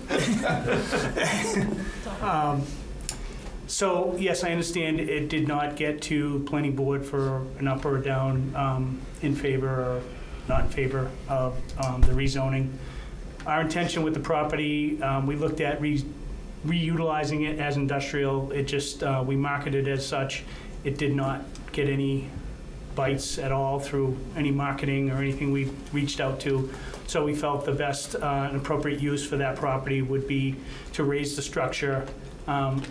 We did extensive work on the property already with the 21E, removal of asbestos from the building, and extensive rodent control, as there was a problem in the building when we acquired it.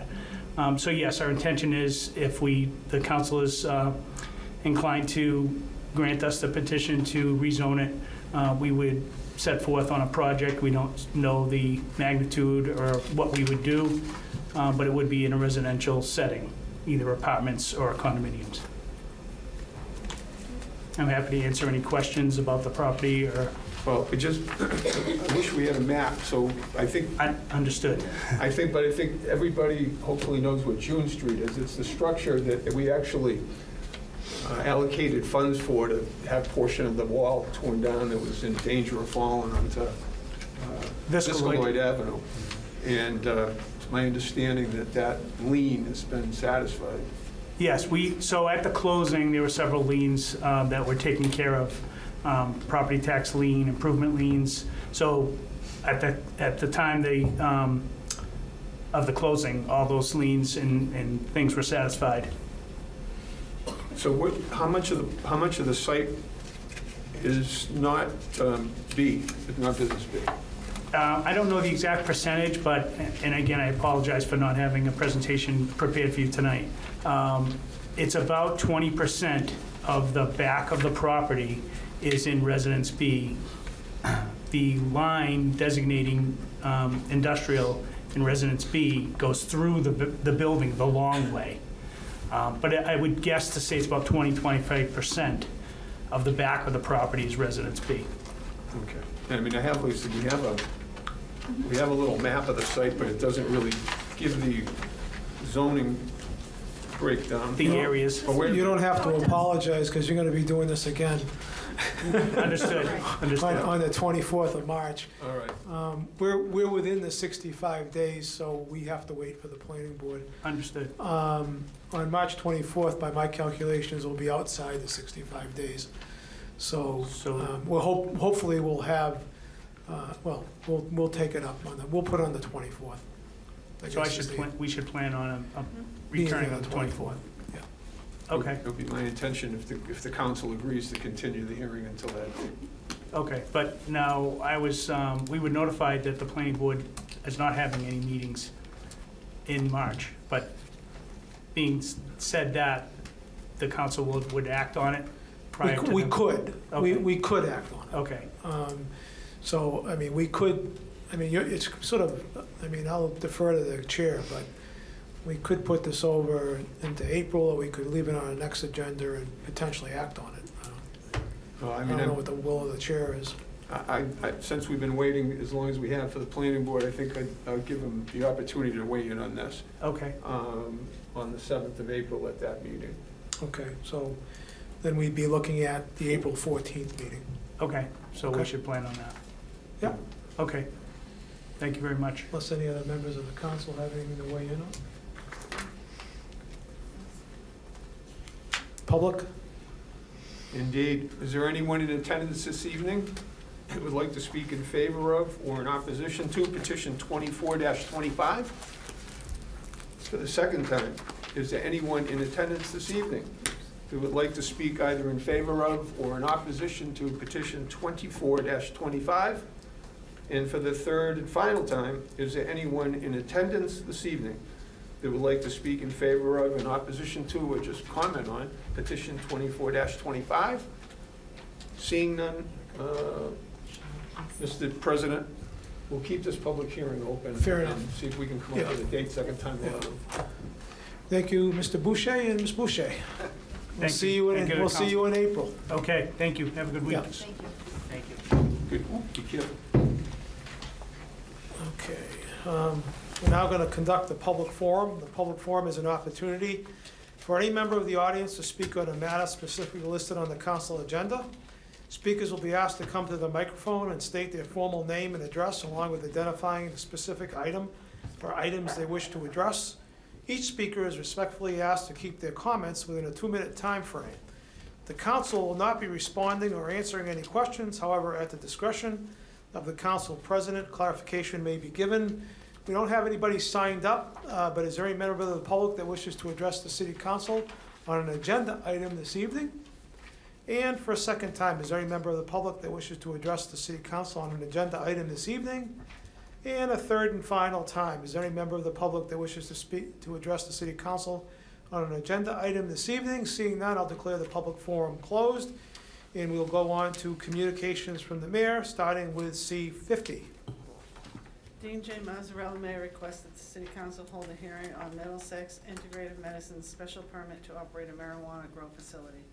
Thank you, Madam Clerk. I'm going to have to recuse myself from this matter, as I acted as counsel to the landlord at Mohawk Drive, where Middlesex Integrated Medicine occupies their space. So I'm out of this one. I'd ask you to defer this to the Vice President. Thank you, Mr. President, and I will send this to our Chairman of Legal Affairs, Councilor Angelini. Thank you, Madam Acting President.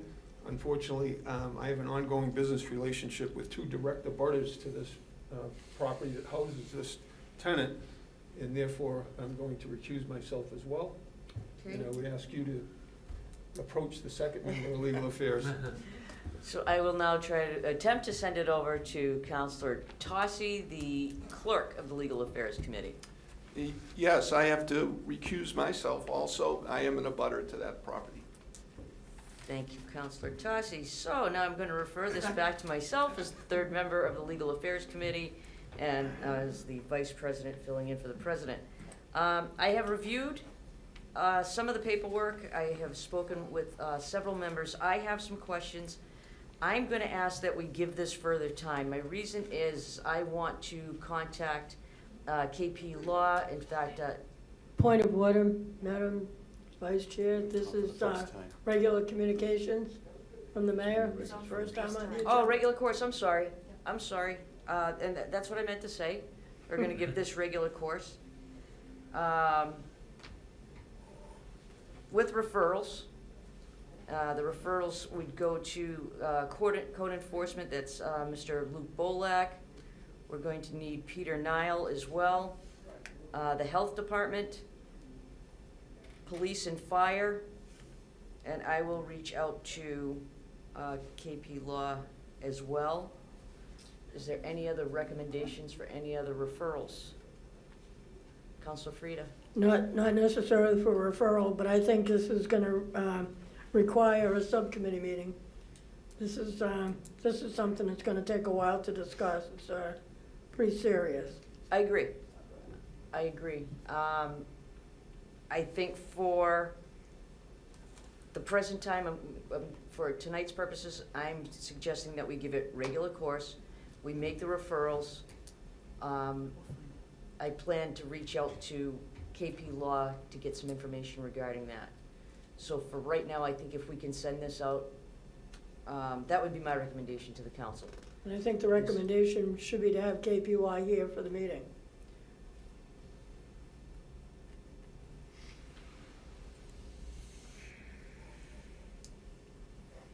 I'm requesting that we have KP Law here for the meeting. We can make that request.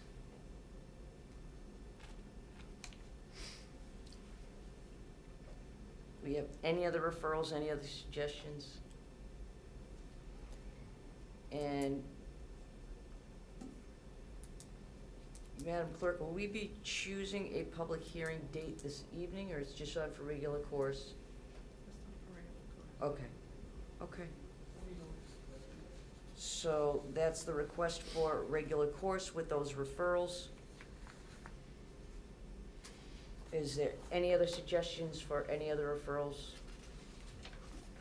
Are they requesting a public hearing or just a No, hearing just to regular have course. discussion? No, it's just, she's requesting regular course. Just Not regular public course. hearing. So Yeah, I'm but just it says to hold a hearing. What type of a hearing are they asking for? that's one of the clarifications that I need to speak with KP Law, with Nicole Costanzo regarding that particular issue. She's been the one handling for the city, so I have a number of questions. So I'd like to give this regular course. We'll send out our referrals, and I will make contact with KP Law. So we have public hearing on here so that we don't know that it's going to be a public hearing or no? There's questions yet to be answered, so I'd rather put it on for regular course, and before we schedule a public hearing, I would like some of those questions answered. Counselor Shalfo Zephyr? Yeah, thank you.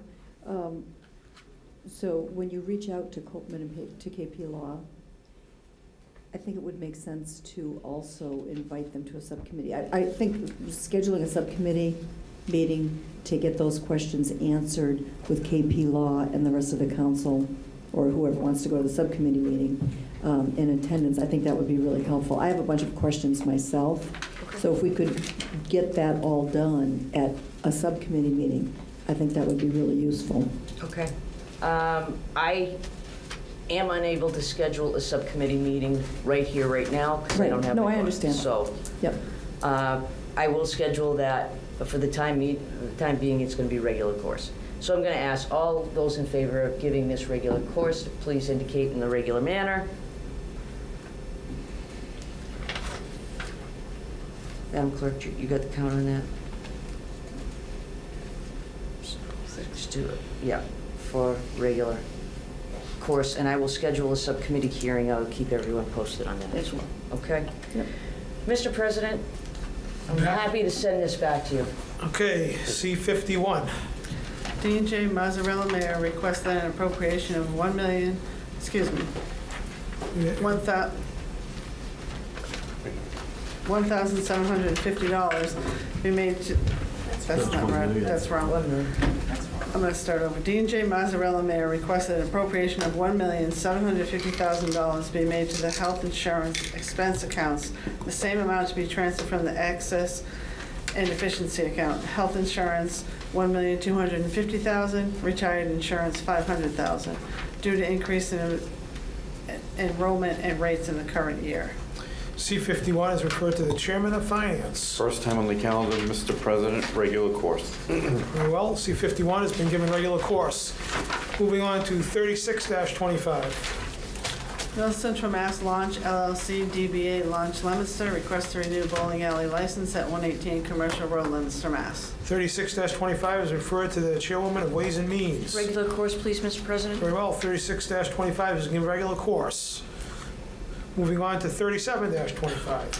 Everything Cutie Incorporated, doing business as Cuteeks, requests to renew license to deal secondhand dealer articles at 901 Central Street, Leominster, Mass. 37-25 is referred to the Chairwoman of Ways and Means. Regular course, please. Very well, 37-25 is given regular course. Moving on to 38-25. Sam and Friends request to renew license to deal secondhand dealer articles at 701 North Main Street, Leominster, Mass. 38-25 is referred to the Chairwoman of Ways and Means. Regular course, please. Very well, 38-25 is given regular course. Moving on to 39-25. Fred's Auction House requests to renew license to deal secondhand articles at 92 Pleasant Street, Leominster, Mass. 39-25 is referred to the Chairwoman of Ways and Means. Regular course, please. And 39-25 has been given regular course. And finally, 40-25. Cutie Patooties request to renew license to deal secondhand articles at 1021 Central Street, Leominster, Mass. 40-25 is referred to the Chairwoman of Ways and Means. Regular course, please. And 40-25 has been given regular course. Moving on to the financial report. Is the Chairman of Finance ready to report? Yes, Mr. President, we began with our free cash certification of $15,008,891. To date, we will have spent $7,129,761.84, and that'll leave us a balance of $7,879,129.16. The City of Leominster's Stabilization Fund, we began with a balance on July 1, 2024 of $22,927,553.81. We have earned interest in the amount of $343,294.67. And pending the repayment, we will have $22,136,498.03. The Capital Stabilization Fund for the City of Leominster began on July 1, 2024, and still has a balance of $2,193,191.62. The Opioid Stabilization Fund began with $518,703.20. We've received proceeds in the amount of $172,743.90. And we have spent $133,000, which would leave us a balance of $558,447.10. And that is a financial report. Thank you. Is there any questions? Seeing none, move on to matters before the City Council, starting with Finance. Is the Chairman ready to report on C36? Yes, Mr. President. C-36, Dean J. Mazzarella, Mayor, requests that the City Council vote to accept General Law, Chapter 64L, Section 2A, to implement a local meals tax. We received a letter from the mayor dated February 4th, 2025, which I would like to quickly read into the record. Dear members of the City Council, I am writing to request that the City Council vote to accept General Law, Chapter 64L, Section 2A, to implement a local meals tax. If approved, this measure would add 0.75% to the cost of a meal. On a $100 meal, the amount would be equal to 75 cents.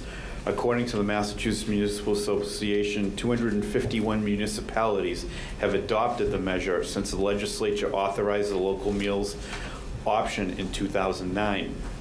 The sole purpose of this revenue stream is to, 1, reduce the overall cost of the Fallbrook Elementary School project, and 2, as the project is completed and bonded, to reduce the debt service for the life of its financing, both of which will reduce the burden on Leominster taxpayers. The Massachusetts Department of Revenue estimated that for Leominster, the measure would bring in between $800,000 and $1.4 million annually. DOR will collect the additional amount at the same time it collects the state amount on the sale of restaurant meals. The local funds collected would be issued to the city by the DOR quarterly and placed in the specific account for the Fallbrook Elementary School project. I have attached a detailed list of the local meals funds collected by each community for fiscal year 24. If you have any questions, please don't hesitate to contact me. The mayor obviously gave a presentation tonight, and I think we all know that we are embarking on such a project, and this is what the funding is intended for. We have to prove a revenue stream if we're going to move forward with a new school, and this is certainly, as the mayor explained, one way in which we're going to prove our revenue stream. So it would be my recommendation that we grant C-36, and I'd ask that you check with members of my committee. Councilor Angelini? Thank you, Mr. President. As we heard tonight, we're very limited with the avenues for additional revenue. We can either raise property taxes, or we can find innovative ways, and like 250-something other communities apparently have, by raising this meals tax 75 basis points, so a 37.5 cents and a $50 check. So I think a great deal of this $800,000 to $1.4 million that we anticipate collecting as a result of this tax, if we choose to implement it, a significant portion, I think, will come from folks from out of town, so Leominster residents won't bear the entire burden. Whether or not we decide to move forward with the school is that's a question for a later date, but certainly to have this additional revenue stream, it would satisfy a significant portion of the debt service if we do decide to move forward with it. I think it's helpful, obviously, for the mayor to persuade the state that we have the ability to fund this. And I think Ms. Reddington did a wonderful job this evening explaining the next steps. So I would be in favor of this. I've never been a big fan of taxes, but I think this is a pretty fair one, and one that's extremely necessary at this particular point in time in the city of Leominster. Thank you, Councilor. Councilor Pauline Cormier? I agree. You've heard the unanimous recommendation of the Finance Committee to adopt C-36. Is there any further discussion? Seeing none, this will be by roll call vote, starting with Councilor David Cormier. Yay. Yes, Councilor Frida? I do have a question. Oh, I'm sorry, I didn't see you. Through the chair to the finance chair, when did you know that this presentation was going to be made tonight? I mentioned at the last meeting. That the school presentation was going to be done? Not specifically the school. He said he was coming down to talk about the local meals The tax. meals tax. That's right. That's what I was told, yeah. So when did you find out he was going to do this? When they started their presentation. Tonight? Yeah. I still feel strongly this is a violation of the open meeting law. I'm really concerned about that. I don't know how nobody else is. We're talking about a $115 million school. We're talking about meals tax to support the payments for that school. There was just an article in the Sentinel yesterday, and I'm sure I'm not the only one that got emails from somebody who said no new school on the sales tax. What people don't even know, the older people that really pay the bills a lot in this city, that don't have kids in a school, that didn't get a flyer about this school, that really don't know the details of this school. And I didn't know the details of this school. I went to the last meeting, but I don't think we knew all the details of this school. And to be getting them tonight, to be tied to to a meals tax to support it. This should have been before tonight, even if it was rushed and it had to be voted on tonight, there should have been a subcommittee meeting that could have been done so that we could have separated the two. I certainly support the meal tax because it's something that's necessary with the budgets the way they're gonna be. But this is just not right the way we did this tonight, and I'm not comfortable with it. You finished, Counselor? You finished? Yep. Anybody else? All right, I'll resume the roll call vote. Counselor David Cormier? Yay. Counselor Pauline Cormier? Yay. Counselor Arger? Yay. Counselor Angelini? Yay. Counselor Tossi? Yay. Counselor Shalfo Zephyr? Yay. Counselor Robbins? Yay. Counselor Frida? Yay. I'll be recorded as yay. C-36 is passed by a vote of 9-0. Moving on to C-39. C-39, Dean J. Mazzarella, Mayor, requested an appropriation of $2 million be made to the police station capital project fund, the same amount to be transferred from the excess and deficiency account. This is to pay down the outstanding debt on the police construction. I think we all heard from the comptroller tonight that we are only going to have to bond $20 million because we are paying a good portion, or a third, at least a third of the portion of this in total. After all is said and done, by these increments of payments, which is going to save the taxpayers a lot of money in interest. Obviously, this is something that the city of Leominster has already embarked on, and these are our obligations. So we can either do this, or we can borrow the money and pay interest on it. It would be my recommendation that we grant C-39 and move forward with this. And I'd ask that you check with some members of my committee. Thank you. Counselor Angelini? Yes, Mr. President, I'm a big fan of paying down principal before going out and converting these bands into bonds. So I would be in favor of this as well. All right. Counselor Pauline Cormier? I agree. You've heard the unanimous recommendation of the of the Finance Committee to grant C-39. Is there any further discussion? Seeing none, all those in favor, please recognize the usual manner. Anyone opposed? C-39 is granted by a vote of 9-0. Does the chairman have an order? Yes, Mr. President. Order that the sum of $2 million be made to the police station capital project fund, the same amount to be transferred from the excess and deficiency account. This is to pay down the outstanding debt on the police construction. Move for the adoption of the order. You've heard the request to adopt the order. Is there any further discussion? Seeing none, all those in favor of adopting the order, please indicate by saying yay. Yay. Anyone opposed? The order is adopted by a vote of 9-0. Moving on to C-40. C-40, Dean J. Mazzarella, Mayor, requested an appropriation of $637,722.05 be made to the SOAR Department Capital Outlay Expense Account, the same amount to be transferred from the excess and deficiency account. This is very customary. Every year they close out our free cash and the money comes out of these accounts. It gets purged out. We have to put it back in. That's where it belongs, so that we can continue to move forward with the SOAR Department's capital expenses. And it'd be my recommendation that we grant C-40, and I'd ask that you check with members of my committee. Counselor Angelini? I'm in agreement. Counselor Cormier? I agree. You've heard the unanimous recommendation of the Finance Committee to grant C-40. Is there any further discussion? Seeing none, all those in favor of C-40, please recognize the usual manner. Anyone opposed? By a vote of 9-0, C-40 has been granted. Does the chairman have an order?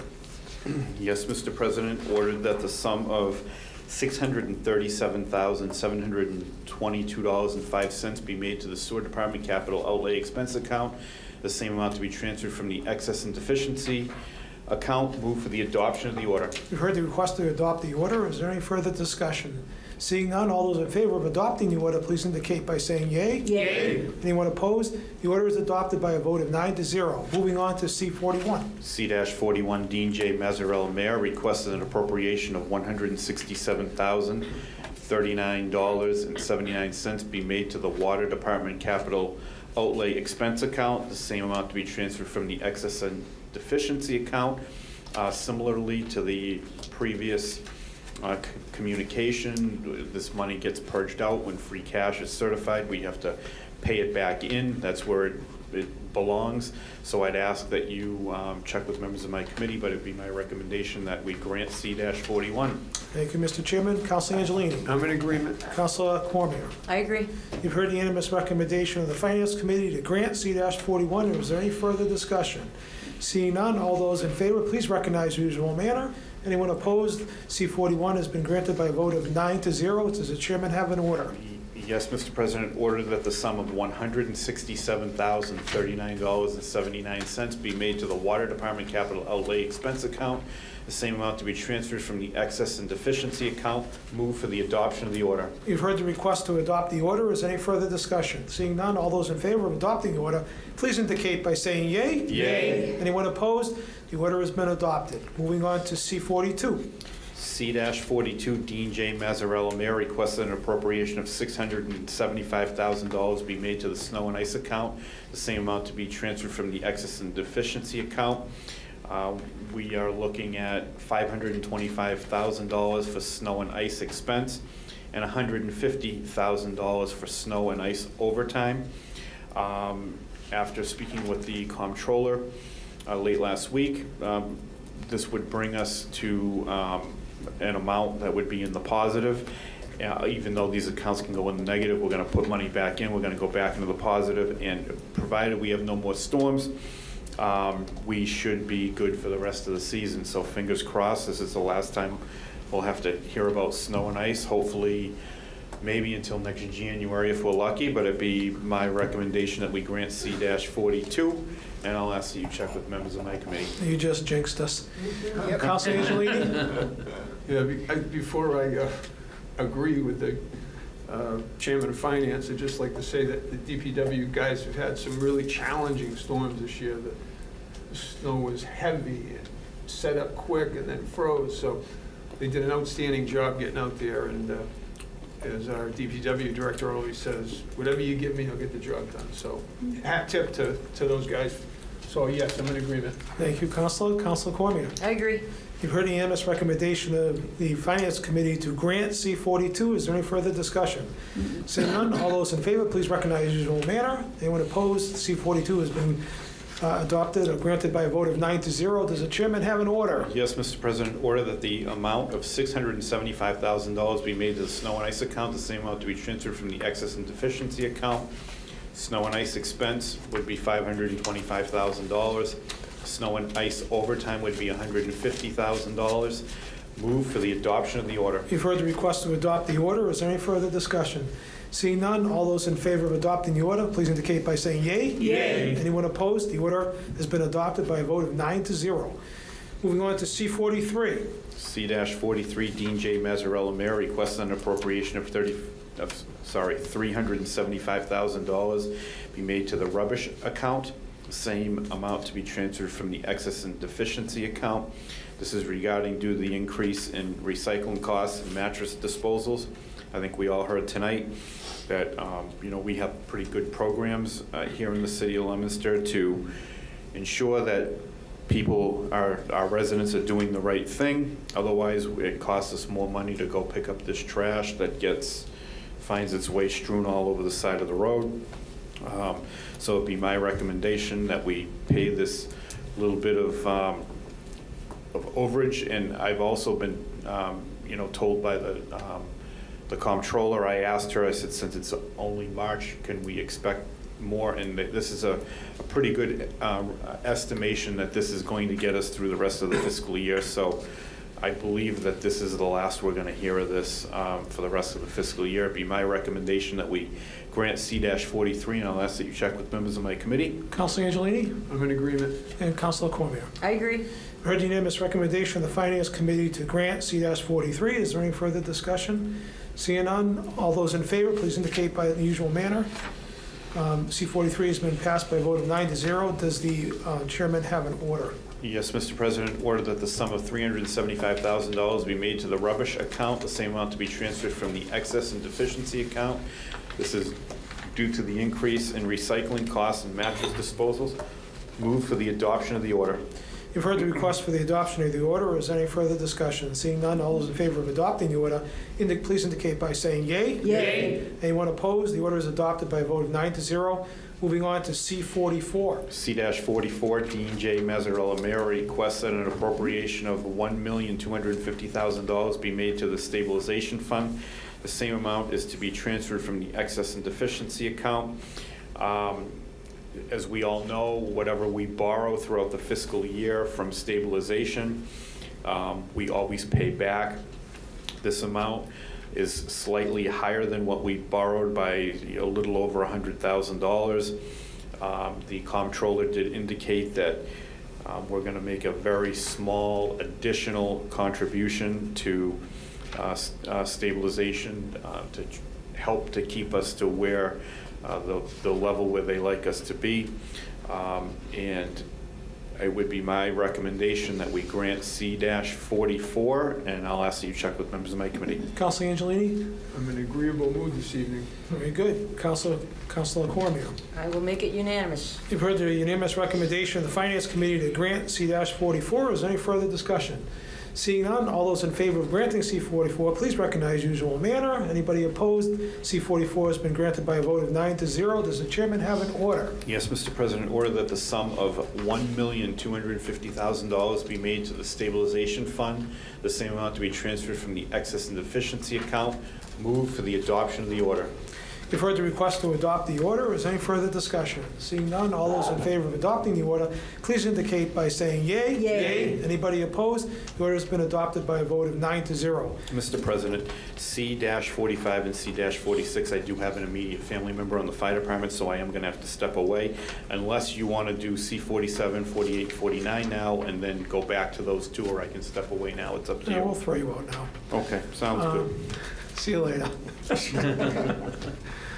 All right, Councilor Angelini? Oh, wait a minute. I don't know how I became the second number, but. Oh, you're the I'm the clerk, second. yes. Okay. Thank you, Mr. President, you're forgiven. C-45, Dean J. Mazzarella, Mayor, requests that an appropriation of $250,000 be made to the Fire Department Public Safety Overtime Account, the same to be transferred from the Excess and Deficiency Account. We received a letter from our fire chief, basically requesting from Mayor Mazzarella the sum of $250,000 for overtime costs. The fire department's overtime spent to date is related to normal contract obligations, one member requiring duty injury coverage, long-term military activation and drills, recalls for residential fires, and mutual aid. The overtime funds requested will be used for the above reasons, along with normal vacancies caused by sickness, personal, and vacation leave. It would be my position to grant C-45, and I'd ask you to check with the third member of Finance. Councilor Angelini? Thank you. I would be in total agreement. This is something that we see quite often from the fire department, and so I'm in agreement as well. All right, you heard the unanimous recommendation of the Finance Committee to grant C-45. Is there any further discussion? Seeing none, all those in favor, please recognize usual manner. Anyone opposed? By a vote of 8-0, C-45 has been granted. Does the acting chairwoman have an order? I do, Mr. President. Order the sum of $250,000 be made to the Fire Department Public Safety Overtime Account, the same to be transferred from the Access and Deficiency Account. Move for adoption of the order. You've heard the request for the adoption of the order. Is there any further discussion? Seeing none, all those in favor of adopting the order, please indicate by saying yea. Yay. Anybody opposed? The order has been adopted by a vote of 8-0. Moving on to C-46. Thank you, Mr. President. C-46, Dean J. Mazzarella, Mayor, requests that an appropriation of an estimated $163,303.53 be made to the following fire account, the same amount to be transferred from the collective bargaining expense account. This is referring to the fund the remaining portion of the first year, fiscal year 2025, the contract settlement from fiscal year 2025 through fiscal year 2027 agreement. We received a letter along with this one. Basically, this is the contract settlement from fiscal year 25 to 27, and included on the back of that is a chart that will be available in the clerk's office for anybody who wants to come in and read. and see the entire background. Mr. President, it would be my request that we grant C-46, and I'd ask you to check with the third member of Finance. Councilor Angelini. Well, I think it's critical that we honor these contract settlements, so I would agree. You've heard the unanimous recommendation of the Finance Committee to grant C-46. Is there any further discussion? Seeing none, all those in favor, please indicate in the usual manner. Anyone opposed? By a vote of 8-0, C-46 has been granted. Does the chairwoman have an order? Yes, Mr. President, order that the appropriation of an estimated $163,303.53 be made to the following fire account, the same amount to be transferred from the collective bargaining expense account. Move for the adoption of the order. You've heard the request for the adoption of the order. Is there any discussion? Seeing none, all those in favor of adopting the order, please indicate by saying yea. Yay. Anyone opposed? The order is adopted by a vote of 8-0. Welcome back, Mr. Chairman.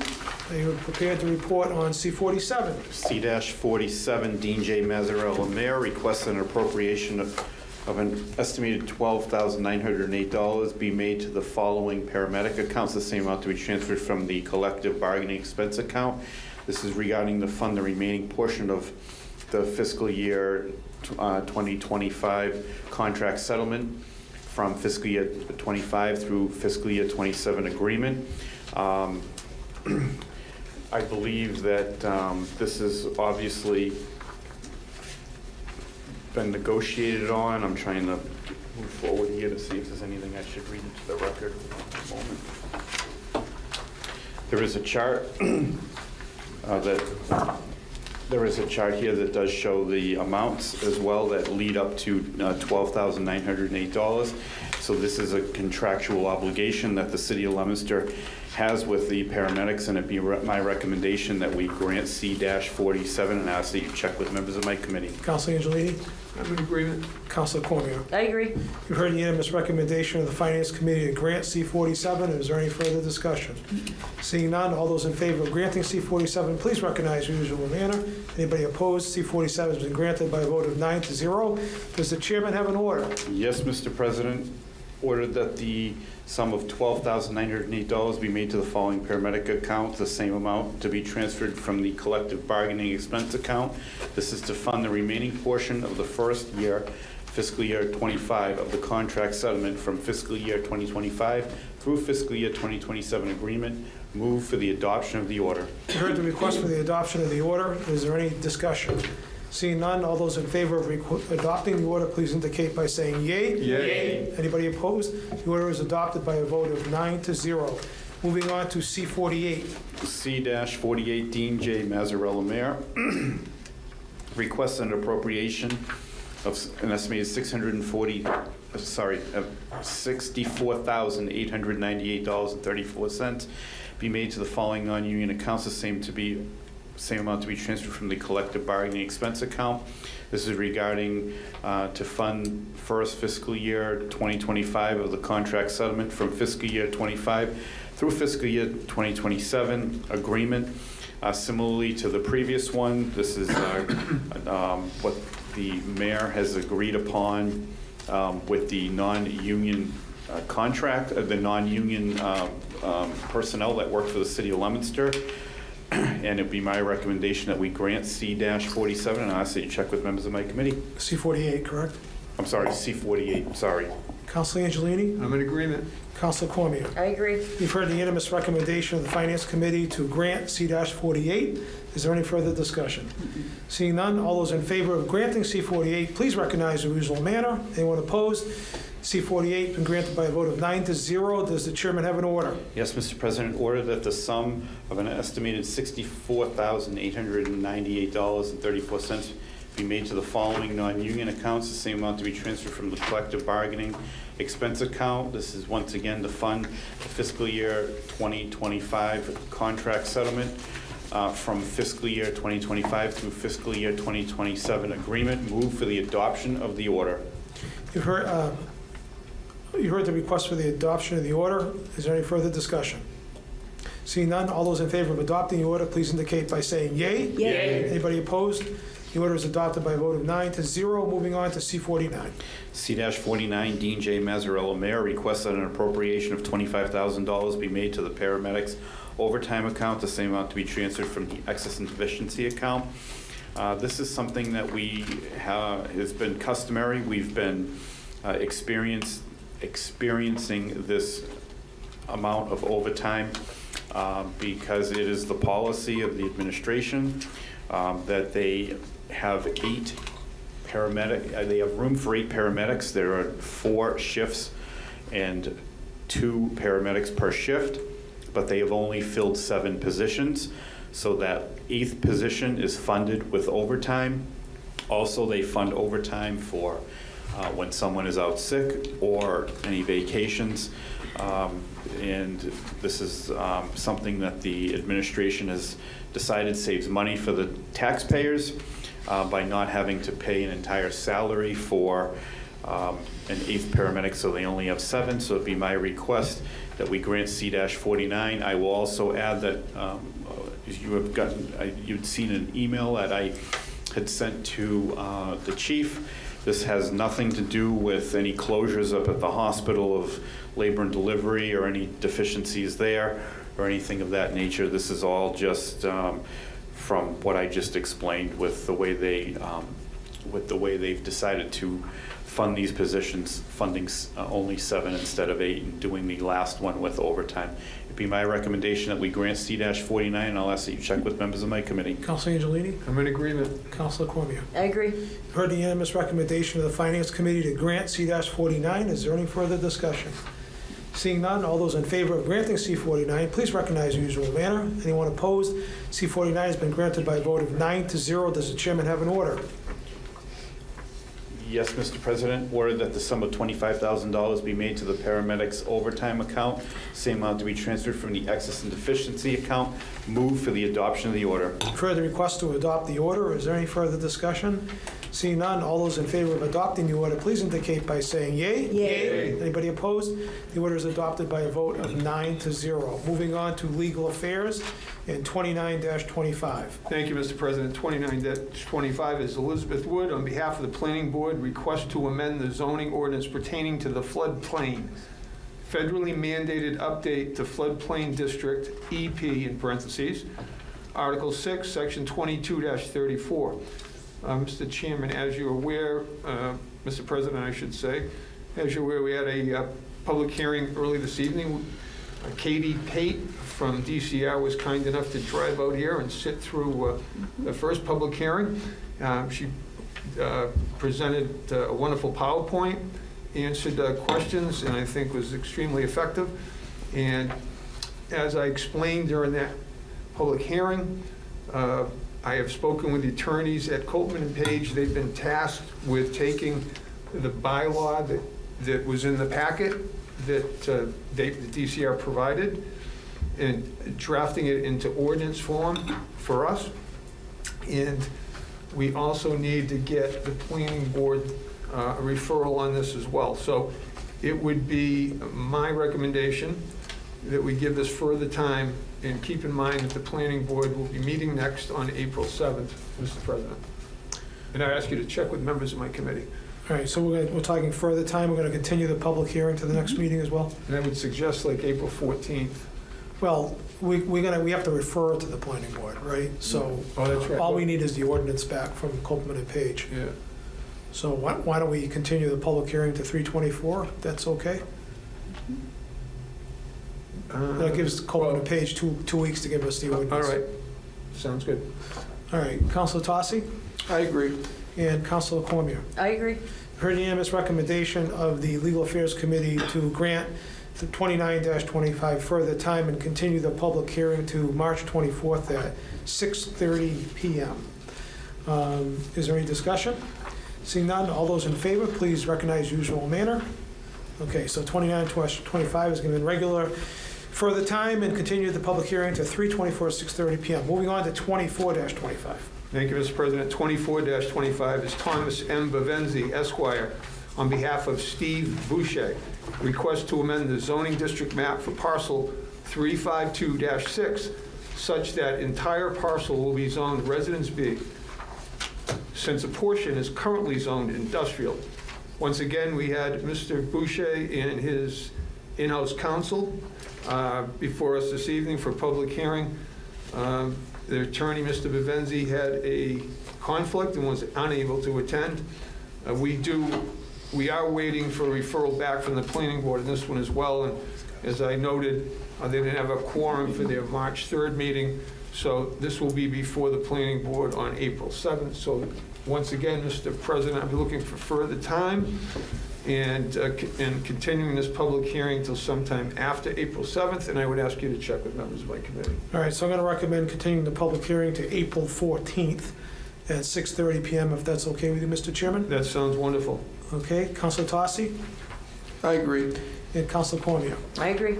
You've heard the unanimous recommendation of the Legal Affairs Committee to grant 24-25 further time and continue the public hearing till April 14th at 6:30 PM. Is there any discussion? Seeing none, all those in favor, please recognize usual manner. All right, that may be done. Moving on to 32-25. Mr. Chairman, Public safety. Yeah, it's public safety. oh, I see what happened here. You get the wrong heading on the agenda. I'm sorry about that, Councilor Shalfo. Is that for 32-25? Is the chairwoman ready to report? I am. Susan Shalafo, Zephyr City Councilor at Large, request the installation of 2 poles for placement of permanent speed feedback signs on Mechanic Street at approximately the same location as the temporary speed feedback trailer previously placed by the Leominster Police Department on Mechanic Street. Location to be determined by the Leominster Police Department and DPW. We have scheduled a public hearing coming up on this on March 24th at 6:40 PM. And we are waiting for a referral back from the Leominster Police Department. So at this time, I would request further time, and I ask that you check with my committee. Okay. Councilor Angelini I'm in agreement. and Councilor Frida. Yeah.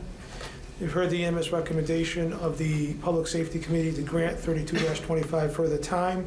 We already have a established public hearing date. Is there any discussion? Seeing none, all those in favor, please recognize usual manner. 32-25 has been given further time. Moving on to 35-25. I think we're back in front of the Legal Affairs Committee, Mr. Chairman. Thank you, Mr. President. 35-25 is Kenneth Delgado, 8 Highland Street, Lancaster, Mass. Request to amend the current lot width under zoning district RB for 2-family dwellings. The amendment would consist of changing the minimum required width from 80 feet to 50 feet for 2-family dwellings.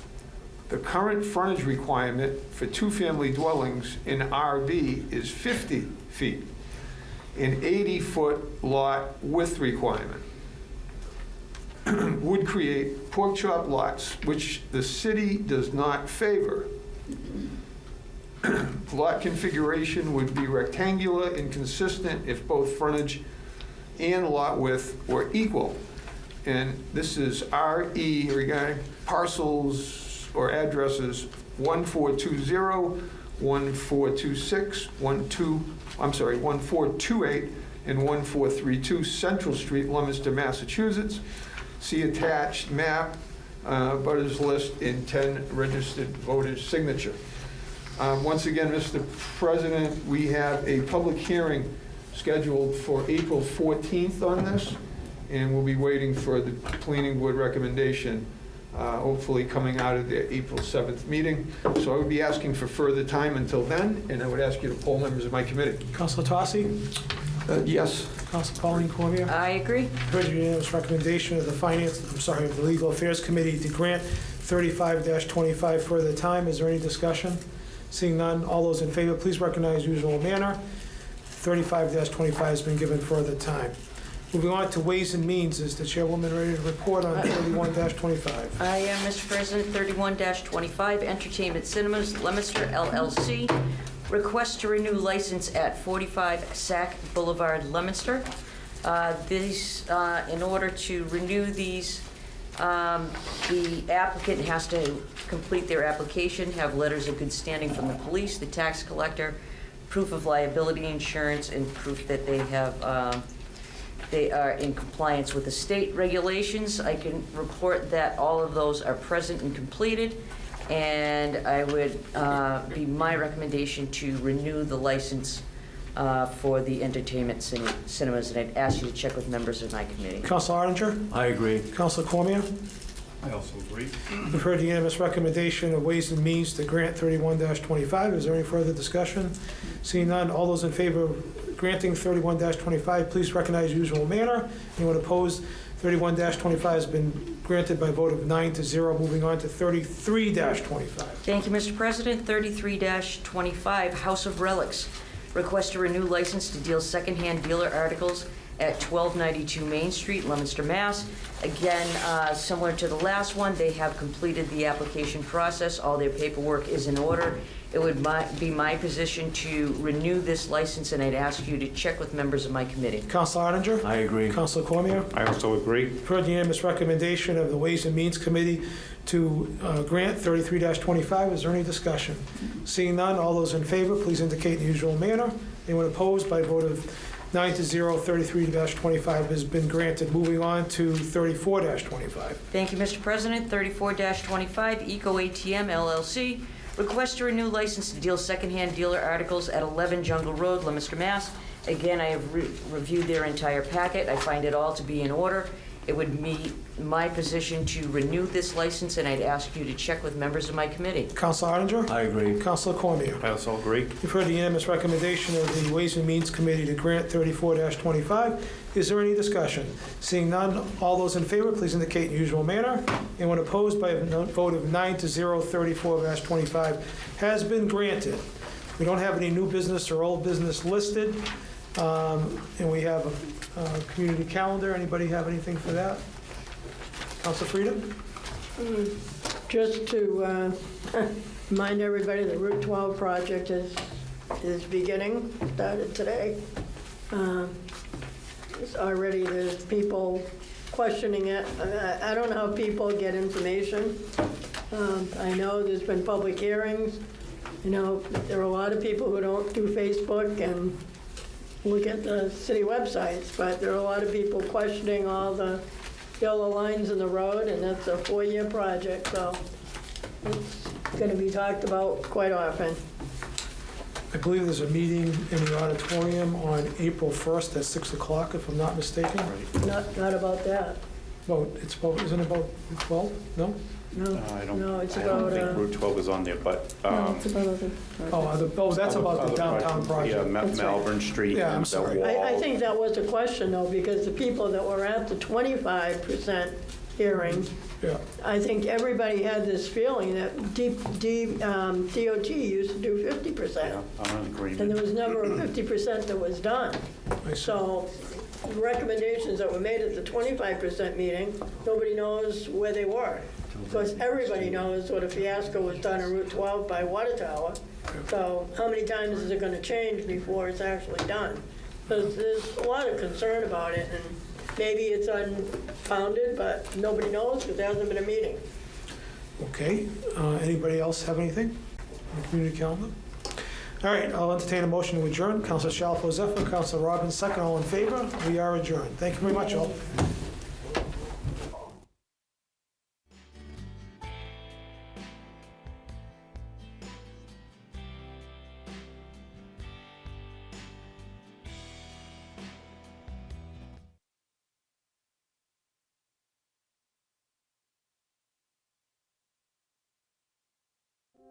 The Leominster City Council meeting is funded in part by DeCarolis Insurance Agency at www.decarolisinsuranceagency.com and by Avidia Bank at www.avidiabank.com.